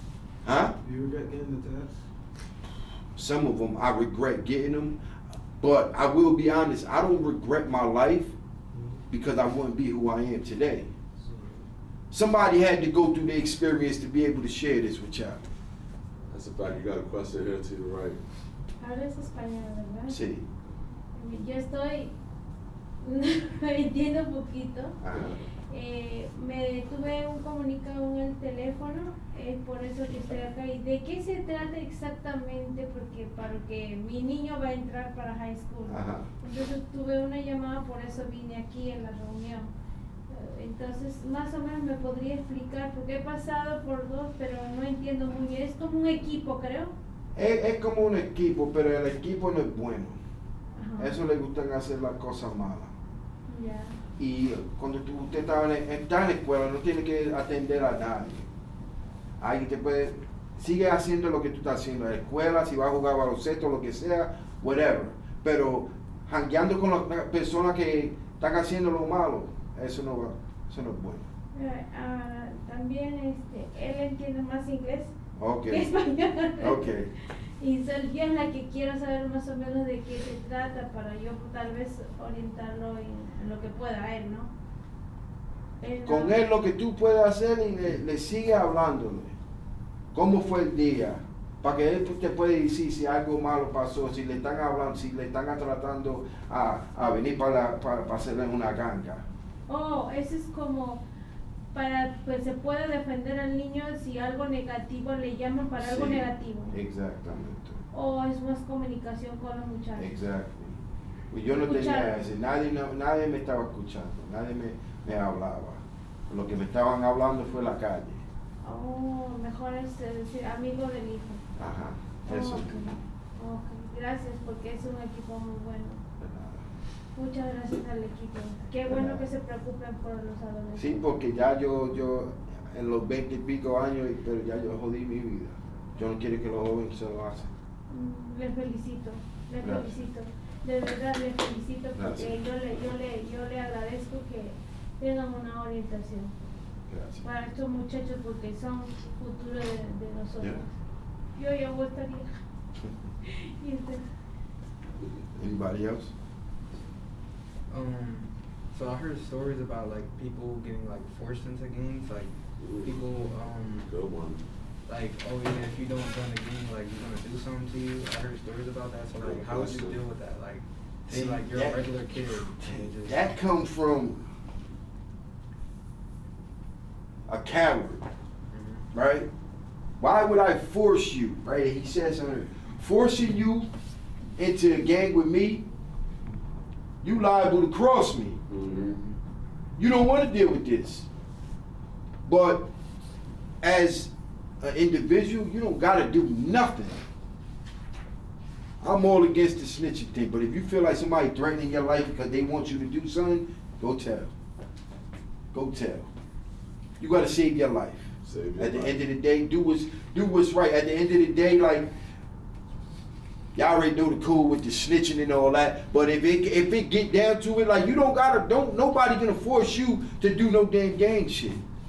Anybody that's forcing you into that ain't real right themselves. That's right. They don't belong where they at. They forcing you because they cowards. That's right. Don't nobody force nobody into joining no gang. Why would you force somebody? This is a coward speaking that's doing that. I'm all against that telling shit, but go tell somebody. Go tell somebody, because if somebody's threatening your life, if you don't do this, go tell somebody. Especially if it's a bad thing like Definitely. We talking about your life. Save your life. Anybody else? Got good. There we go. Ferg got 7 kids. Yeah. 7. Are you still on child support to this day? I just got off child support last week for the first time since I was 15. But I still owe Riz. Like, don't get it messed up. Like, kids, I love my kids, it's a great thing. But that's for life. That's for life. You liable to have bills for life. I mean, it's cool, I don't mind. And mind you, I'm on child support for my son, 19. 19 years, I only seen him 3 times in his life though. He live in Texas. That comes with having kids. Put a condom on. Good point, good point. Put a condom on. What are you doing right now for work? I work at an integrity Great house. It's a drug and alcohol treatment facility in Secaucus, and I'm working on becoming a counselor right now.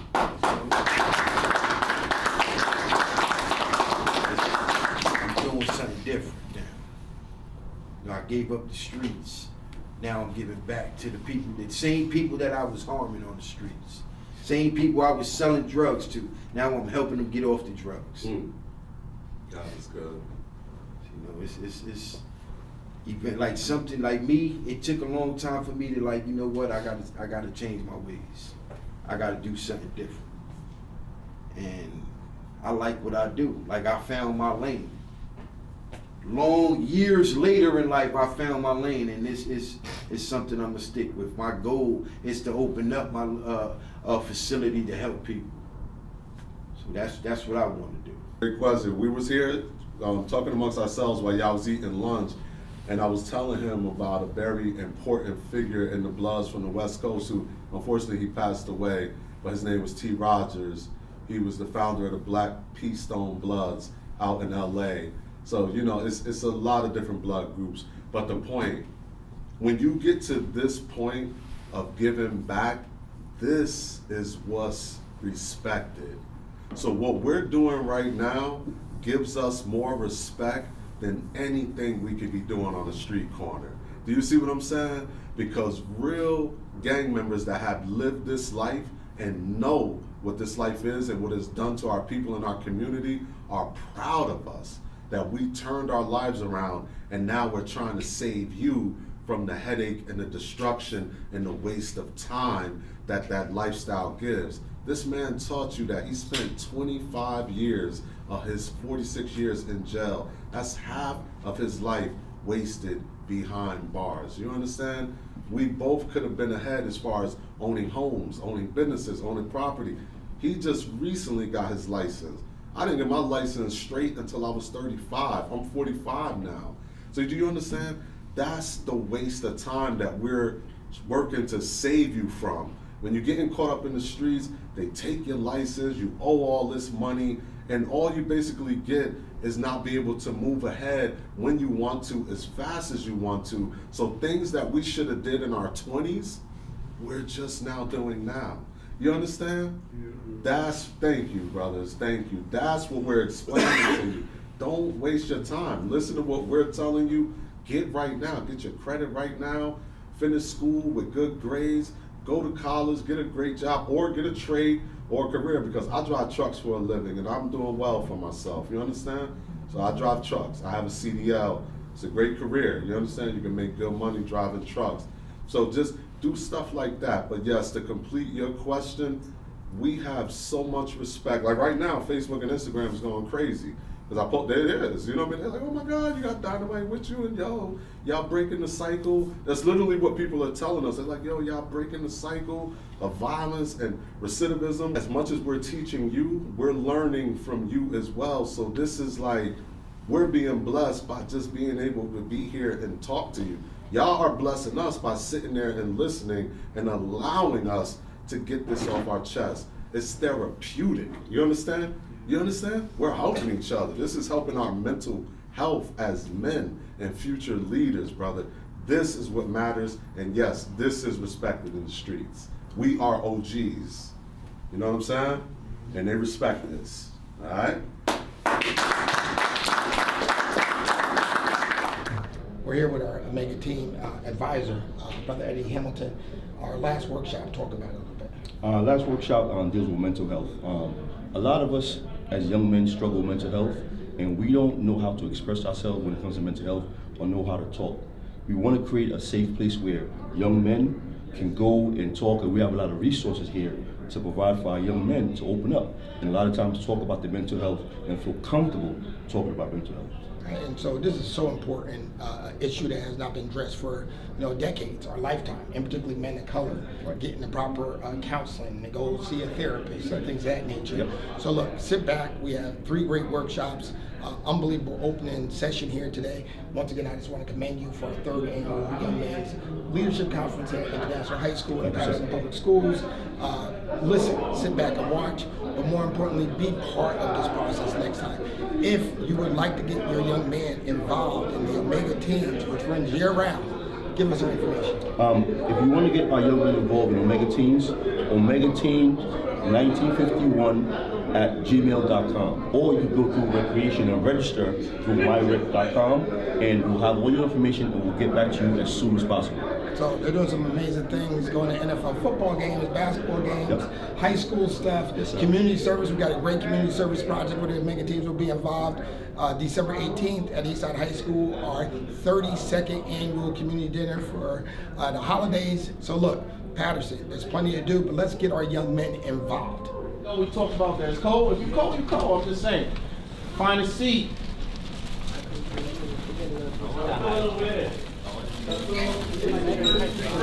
Go, fellas. Make sure we got questions too. Make sure we got questions. Because you came late. Today, we're going to talk about a real important topic, something that we all have. Every human on earth has this. It's called mental health, right? Let's start off. Oh, sorry. It's my brother. Introduce yourself. How you doing, Mr. Jones? Also a member of Choose You and Omega Psi Phi Fraternity Incorporated. I specialize in mental health. We're here to educate y'all. Yeah. All right, so before we start, I want to say this. We all here, the common goal, and just sharpening ourselves amongst other sharp objects. We are all sharp objects, all right? And I want y'all to know it's a free space. All right, no judgment zone. We're gonna have an open conversation about some important things. All right, so let me ask y'all a question. If I said, what is mental health, and I asked you to define it, how would you do so? I see a hand. I know you might not have raised this, but now we on you. What does mental health mean to you? How would you define it? Mental health to me is like how you feeling. Okay, he said how you feeling. So everybody, when we answer, let's see how I'm projecting. Y'all can hear me. Let's try to. All right. So anybody else? What is define mental health for me, young man? Being mentally okay. Mentally healthy. Maybe like.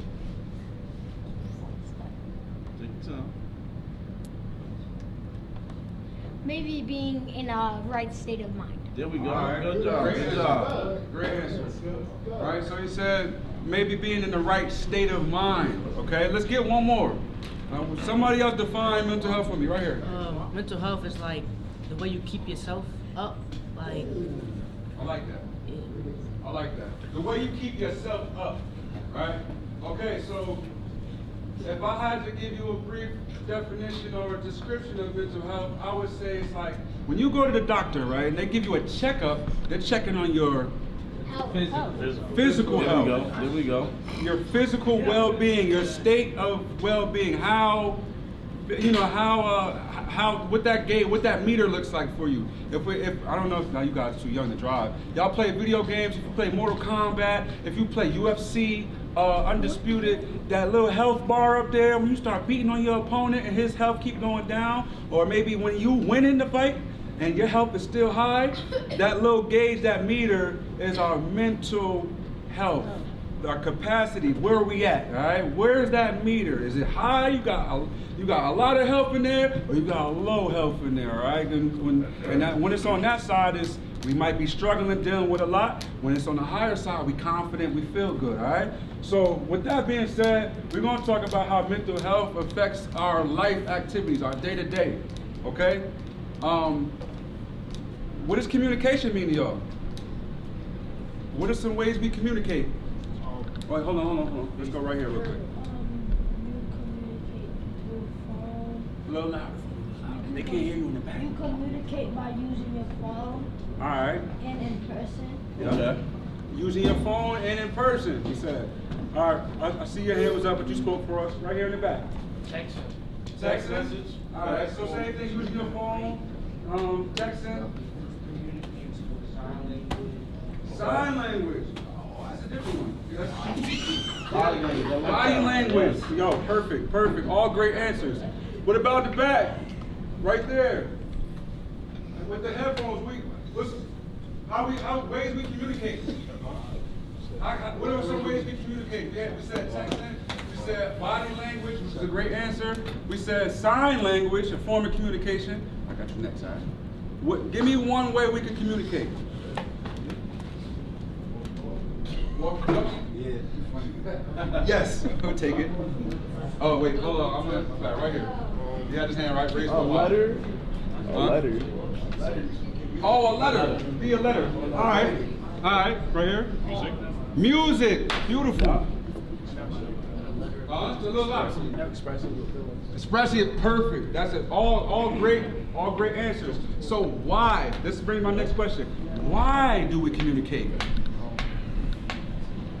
So people understand what we're feeling. Woo! Talk to me so people understand what we're feeling. All right. Very important. What else? Why would we communicate? We communicate so, like he said, so we can show people how we're feeling. And plus, you communicate so when you in this type of situation, we can ask a peer or ask like a friend when in need, so you can help them. And if you communicate, it's going to make you mature and it's going to make you a better man when you grow up. Okay. So becoming a better person. All right. That's a great reason to communicate. Understanding? Speak up. To have an understanding. Understanding. If you're confused, you need answers to something, right? All right. Last one, real quick.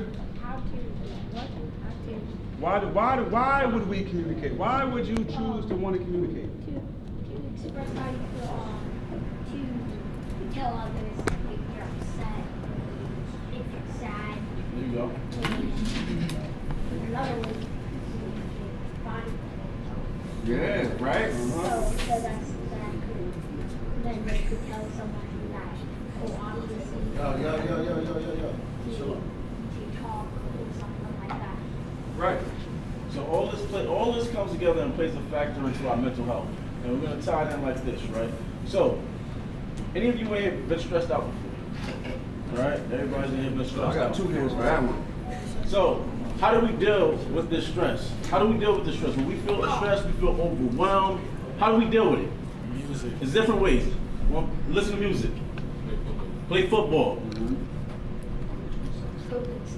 Coping skills. Play the game.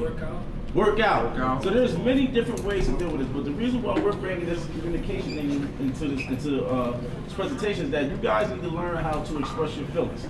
All right. As he was saying before, when we're born, especially being young men, we're taught to hold our feelings in. We're taught to be tough. We're taught to be dogs, right? They want you to be tough. Don't cry. Don't show your emotions. when in reality, we should be doing the opposite. It's not good to hold in stress. It's not good to keep a lot on your plate. You need to have people that you can talk to, that you can confide in, whether it be a mentor, it be a family member, a therapist, whoever. You need to find somebody that you can confide in and be able to express yourself and get your emotions out, all right? Because I got a question, team. Yep. So, everybody hear my voice? Yeah. Everybody hear my voice? Yes. All right, so we are raised in certain households to, like you said, to be tough and not cry and not argue and stuff like that, but the people around us that we try to express ourselves to don't give us that environment to express ourselves. How do we choose ourselves in those environments, and how do we reach out if our home is not giving us that setting? All right, so that's a great question. Yeah, it's a very good question. So as he said, so maybe you're in a household where your feelings are rejected, right? You guys, everyone's in school here, right? Very important. Do you guys play sports? Who play sports in here? Perfect. Most of you guys play sports. You guys have coaches that you can talk to. You guys have teachers. You have counselors at the school that you can talk to. There's always an adult figure around that should be able to help you. And you know, not to go to the extent, but if you feel like there's literally no one, I'm quite sure you can go on YouTube. On Google, and you can find a counselor that you can speak to. Worst case scenario, but I would say reach out to an adult that's in your immediate space first, and ask them for guidance and help, and then it can take you to that next level if need be. If your family isn't doing it, all right? How would they be able to reach out to Choose You University if that was the case? That was going to be my response. Use what's in your reach, right? So it could be a friend if you need to vent. If you need something further than maybe just getting your stuff off your chest, then you know, if it's not a counselor in the school or a teacher that you could confide in, or you know, an older adult, a family member or something like that, there are outlets like Choose University, which is our organization. You know, this is what we do. You know, we do telecommunication things. You know, we have things, you know, to kind of help and assist what we have going on. If you guys have Instagram, social media, you know, before y'all leave, this is our our Instagram page at Choose Uni, UNI, short for university. Right, so yes, that was an excellent question, because not only does society tell us, hey, as black men, you know, or as minority men in this country, you know, they say, hey, y'all gotta be tough. You gotta, you know, you can't cry, you can't show your emotions. You gotta get through the problems yourself. But you know what? It's a lot of people dealing with a lot of similar things. You'll be surprised how similar somebody might feel to how you feel, right? Also, when we was talking about communication, right? We was talking about verbal and nonverbal, right? So I want you guys to recognize this for when you're dealing with yourself, as well as if you're dealing with a friend. For example, we talk about nonverbal communication, right? So if you got a friend that you hang out with all the time, right? And all of a sudden he's sad every day, he's not talking to you no more, he's probably going through something, right? You as a friend should be able to reach out to him and talk to him and ask him how's his day going. And you gotta be receptive to what he's saying. Whether you agree with what the person is saying or not, you should listen to him if you're a true friend, all right? So this is why communication is important in the mental health space. Yeah, and just to that point, and to your question, sometimes, I started with society because that's the outside factor, but sometimes that happens in our own households, you know, and nobody teaches us communication. And sometimes, even though they don't teach us, when we're trying to, hey, to whoever's in your household, hey, look, this is what's going on. And sometimes, you know, when I was coming up, they used to tell me to stay in the child's place. You know, they used to say, stay in the child's place, X, Y, and Z, but when you get told that, it's like, well, what does that do for you? How does that make you want to communicate? Does that make you want to express what's going on? It makes you not want to talk. Make you not want to talk, right? So, what I'm trying to say is, don't let that make you not want to talk. If you experience some things like that, continue to try. There's other people you can talk to, right? And the people that are giving you those words, give them grace because nobody taught us how to communicate. All right? So moving forward, we're going to talk about self-preservation. That's actually a great segue, because if you have somebody telling you, stay in the child's place, or hey, or maybe it's your friend, hey, yo, look, I want to talk to you, this is what's going on, and they don't give you the best advice, or maybe somebody is leading you down the wrong path, or maybe you hanging around with the wrong people. Self-preservation. What does that mean to y'all? Self-preservation. Right? What comes to mind? I think that means to be in your personal space. Okay. Okay. Personal space got something to do with it. I like that. Be in your personal space. Self-preservation. Self-preservation, I think it means just to be considerate. Say it again. Be considerate. Being considerate. Okay. All right, being considerate. Who else? What self-preservation mean to you? Self-preservation. Break down the word for them. All right. Preservation, to preserve, to maintain, to protect, in a sense. Protect your How can we use self-preservation if we talk about mental health? Right here. I was kind of thinking like in a type of way, like if you get into a type of situation that kind of depends on your mental health, like where you're at, like where you're thinking, what you're gonna do, like that could be self-preservation, like stopping yourself thinking before to figure out, is this a good choice to go on with this decision? Great answer, right? Is this a good decision? Should I be hanging with this person? Should I go to that party? Should I watch this TV show when I know I got homework? Should I be messing with this girl and she stressed me out? Oh, well, however you want to slice it, self-preservation is making the right decisions for yourself, protecting your energy. Energy in your peace, because there's energy stealers and killers and peace killers, right? You basically said it all, but to sum it up for you, it's protecting yourself from harm's way. And everybody think about, when I say protecting yourself from harm's way, what do you think about? Now, but we talk, see, everybody immediately think about the physical aspect of it. What about protecting yourself emotionally, mentally, socially? You understand what I'm saying? So now, ask the question again. Self-preservation. We need examples though. This is what we need from y'all. Give me an example. Self-preservation, maybe protecting yourself mentally. From what?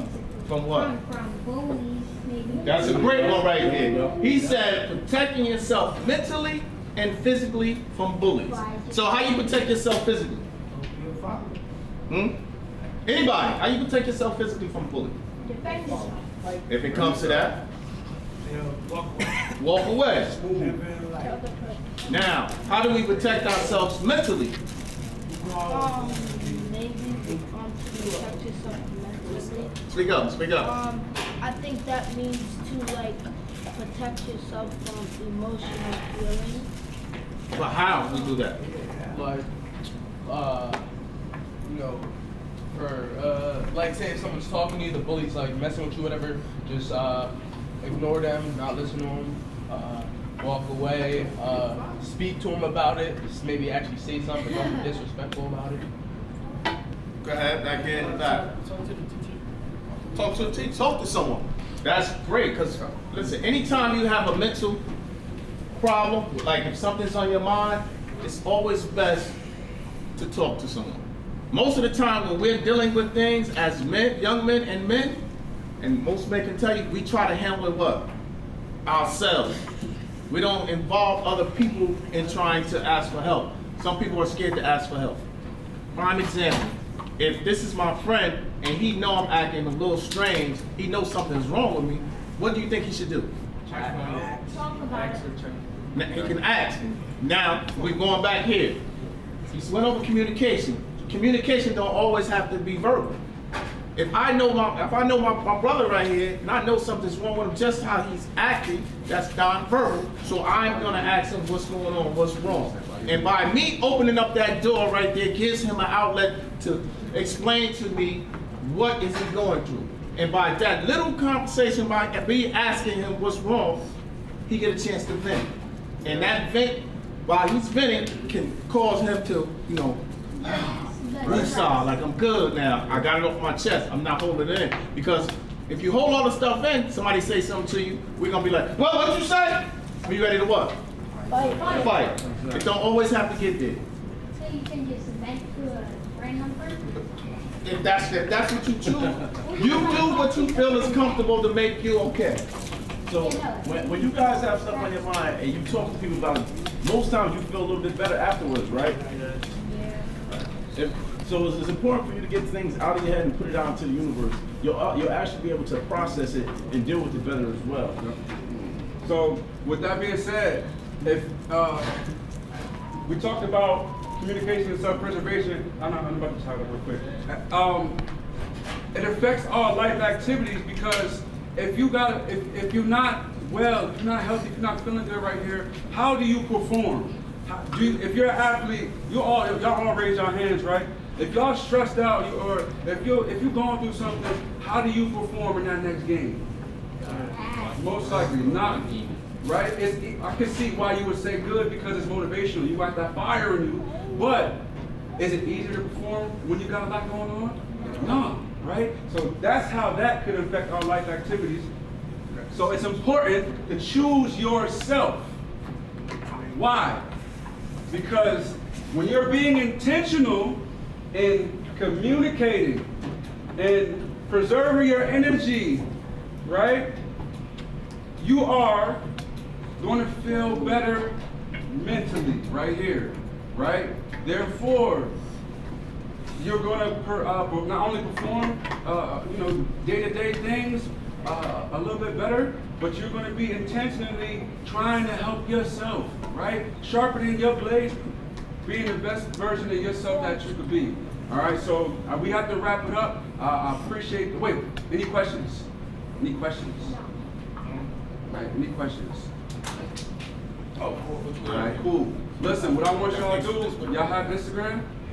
All right, I'm going to give y'all a resource, an outlet for y'all to choose yourself, to better yourself, to maybe talk to somebody if y'all don't have any other ones. At Choose You and I. Okay, that is the not-for-profit that we are a part of. That's what we do. We specialize in mental health. Yep. All right. Our website, we have telecommunications. We have a hotline that you can find if you suicide prevention. All right. All of these things are important. Okay. So Choose You and I. That's us. Y'all have been great, man. Appreciate y'all. Look. Thank you. I appreciate y'all participation. Y'all have a good group. Are y'all all in the same volleyball? Football, baseball, that's fire. Yo, are y'all all in the same teams? No. Y'all all in different teams, but y'all all go to school together? No. But y'all all in a room together, right? So y'all all should network and communicate amongst each other. Get each other information, right? Remember I said we got sharp objects? This is who you can look at. If you need an outlet to communicate, a friend, somebody, y'all peers, all right? Use yourselves. Last year? I was 16 last year. Yeah, not this year, but you was 17. No, I was 16 this year. You know, something, man. You need breakfast? You need breakfast? You will get you. Try it. We have tuna, we have turkey. I don't know if you remember me. I went to school with Junior when he was younger. At Urban Yeah, no. Where was it? In Hudson. Fresh and corporate. He right there, bro. Junior. Huh? Where was it that we met at? The YMCA. Okay, over here. All right, okay. Yo, man, hand sanitizer. That one? No, that's good. Y'all good. It's not that type of environment. That's this? Yo, I don't know what that is. is that your own goal? What's Anybody else? Turkey. I got play for Wildcats now, right? Get his autograph, man. Greatest receiver ever. I'm not a receiver. Okay, I got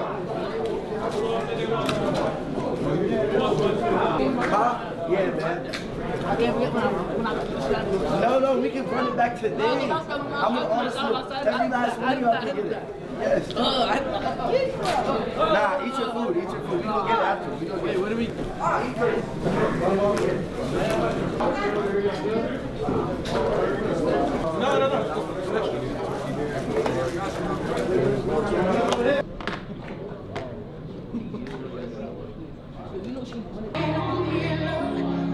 Staring out the window, trying to stop outside. Easy to walk.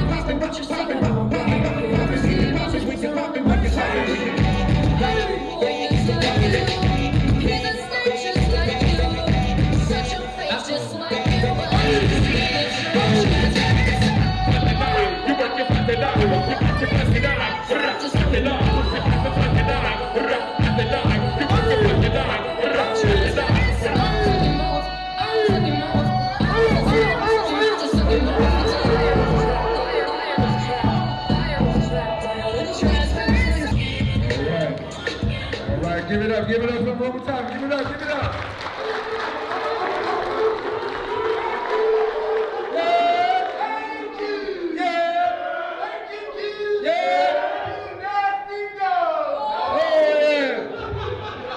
Family friendly, guys. We're family friendly. Just real quick, what you just saw was what he did. We call it hop. He was hopping. That's something that we do as part of our fraternity, Omega Psi Phi Fraternity Incorporated. It was a little bit different than the other organizations, but that goes back to, in terms of the origins of hopping, more towards like African, praise, African dance, those type of origins. So, just as a little history lesson for you there. Let me have everybody's attention for 1 second before we close and dismiss. I need 3 volunteers. 3. Now, you don't even know what you volunteered for. Now, I need 3 volunteers to come up here and do trip out. That's 1. I got 1 right there. Let's go. I got 1 right here. I need 1 more. I got 3 right now. Matter of fact, y'all got 4. Come on. All right, going once. I'm about to close it. Going twice. All right, this is what we're going for. Now, this is what's gonna happen. We're gonna choose the best performer. Everybody got that? We're gonna go by like Apollo. Everybody watch Apollo? Old people in the back know what that means. Whoever, let's go. Who's going first? Who's going first? Let's go, let's go. Come on. Go ahead. You first, let's go. When I run up on me, if you do then I'ma trip out. When I run up on me, if you do then I'ma trip out. When I run up, when I run up, when I run up, when I run up, when I run up, when I run up, run up, run up, run up, run up, run up, run up, run up, run up, run up, run up, run up, run up on me. When I run up, run up, run up on me, run up, run up, run up on me, run up, when I run up, when I run up, when I run up, when I run up, when I run up, when I run up, when I run up, when I run up, when I run up, when I run up, when I run up, when I run up on me, if you do then I'ma trip out, I'ma trip out, trip out, I'ma trip out, I'ma trip out, I'ma trip out, when I run up, Next, okay. Run up, run up, run up, run up, run up, run up, run up, run up, run up, run up, run up, when I run up, when I run up, when I run up, when I run up, when I run up, when I run up, when I run up, when I run up, when I run up, when I run up, when I run up, when I run up, when I run up, when I run up, run up, run up, run up, run up, run up, run up, run up, when I run up on me, when I run up on me, when I run up, then I'ma turn up, if you do then I'ma turn up, if you do then I'ma do then I'ma do then I'ma turn up, I'ma turn up, run up, run up, run up, run up.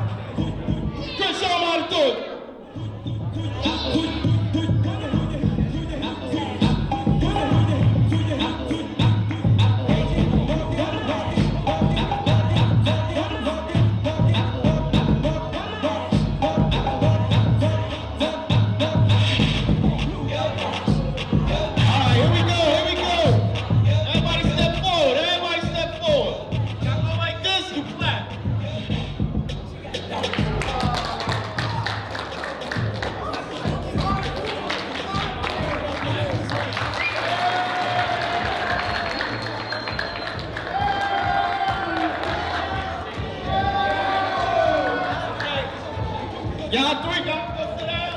Y'all go sit down. Come on over here. Let's do it again.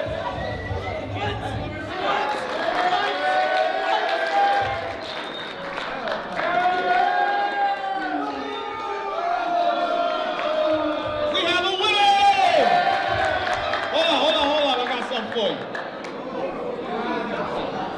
Now, the winner just received a $50 gift certificate. So only y'all being shy back there, stay being shy. Let's leave.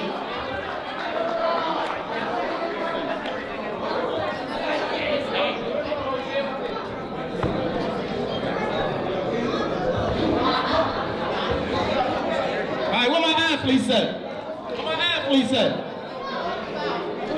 How many teams we have in here today? I'm asking, how many do we have? I know we got Kennedy. That's the only team in here? We got Eastside. Who else we got? We got Tech. I need one representative from each school. I'll go Tech.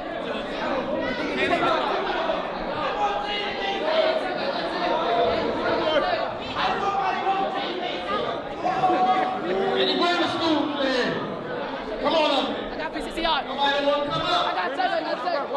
Maintain it.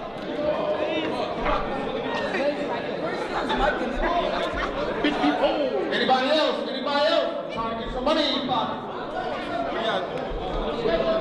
Trying to put some money in your pocket. That's the back. Here. already. You was up here already. Come on now, come on. Come up here. Come on.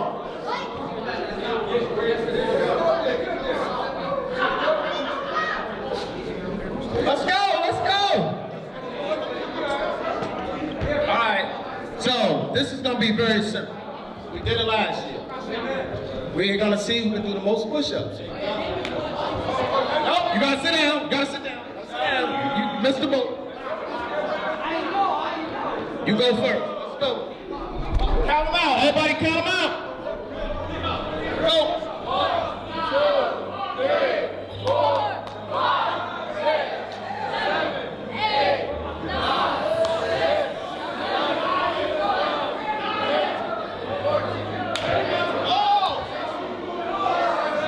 18, 19, 20, 1, 2, 3, 4, 5, 6, 7, 8, 9, 30. That's 30 right there. That might be kind of hard to beat.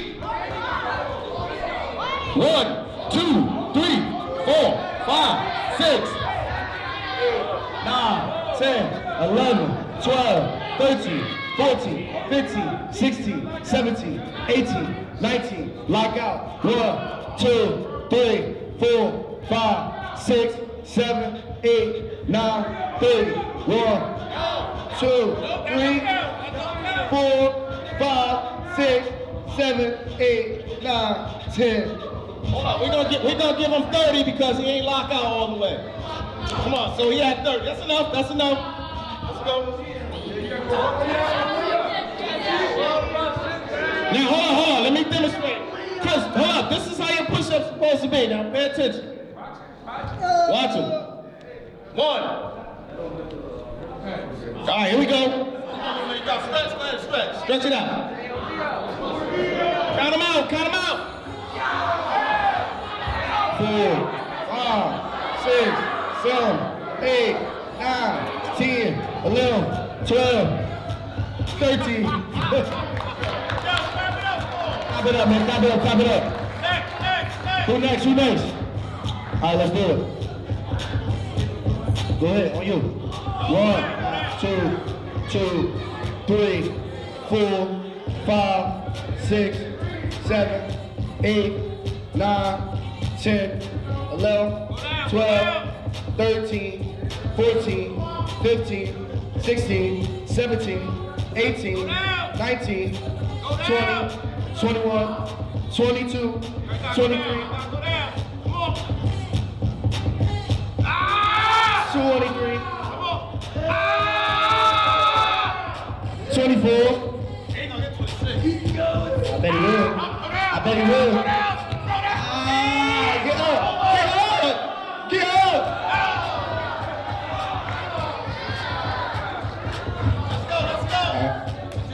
Are you ready? Come on now. 1, 2, lock out. 2, 3, 4, 5, 6, 7, 8, 9, 10. Come on. 11, dig. 12, 13, 14. Ah, you have more than 10. You stay. You stay. Everybody else off my stage? All right, let's do it. We know the rules, right? Lock out. Lock out. I'm not counting if it's not quality push-ups. Exactly. Let's go. We should do the down 1. Are y'all ready? Let's do it. Set go. 1, 2, 3, 4, 5, 6, 7, 8. You gotta lock out. You gotta lock out. Get up. Keep going. You gotta lock out. Lock out. Yeah. There you go. Tighten your core. Tighten your abs up. Get up. Yes, sir. Tighten your core up. Tighten your core up. Breathe. Breathe. Breathe. Yeah, there you go. Breathe.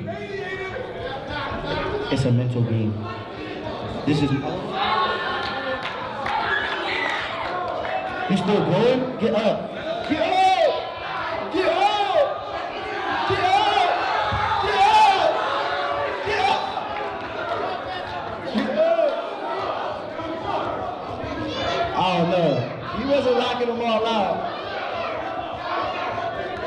need a crowd. I think we need a crowd judgment. Okay. I tell y'all what. I'm in a good mood, so I'm gonna give them both one. Turn it up. For the most part, that concludes our program. We hope that you guys learned a lot in this third annual youth conference. Again, we're going to keep doing this. We're going to keep doing this, man. I hope you guys take the nuggets and gems that you learned, apply it. If you guys need to talk to us, we're here available after the program is done. Get numbers, anything like that, so we can maintain contact. With that being said, I'd like to have the committee members come on up. All the committee members from the Make It Teens Committee, come on up. Come on up. Jermaine, Mag, Ahmed, come on up. E-Hill.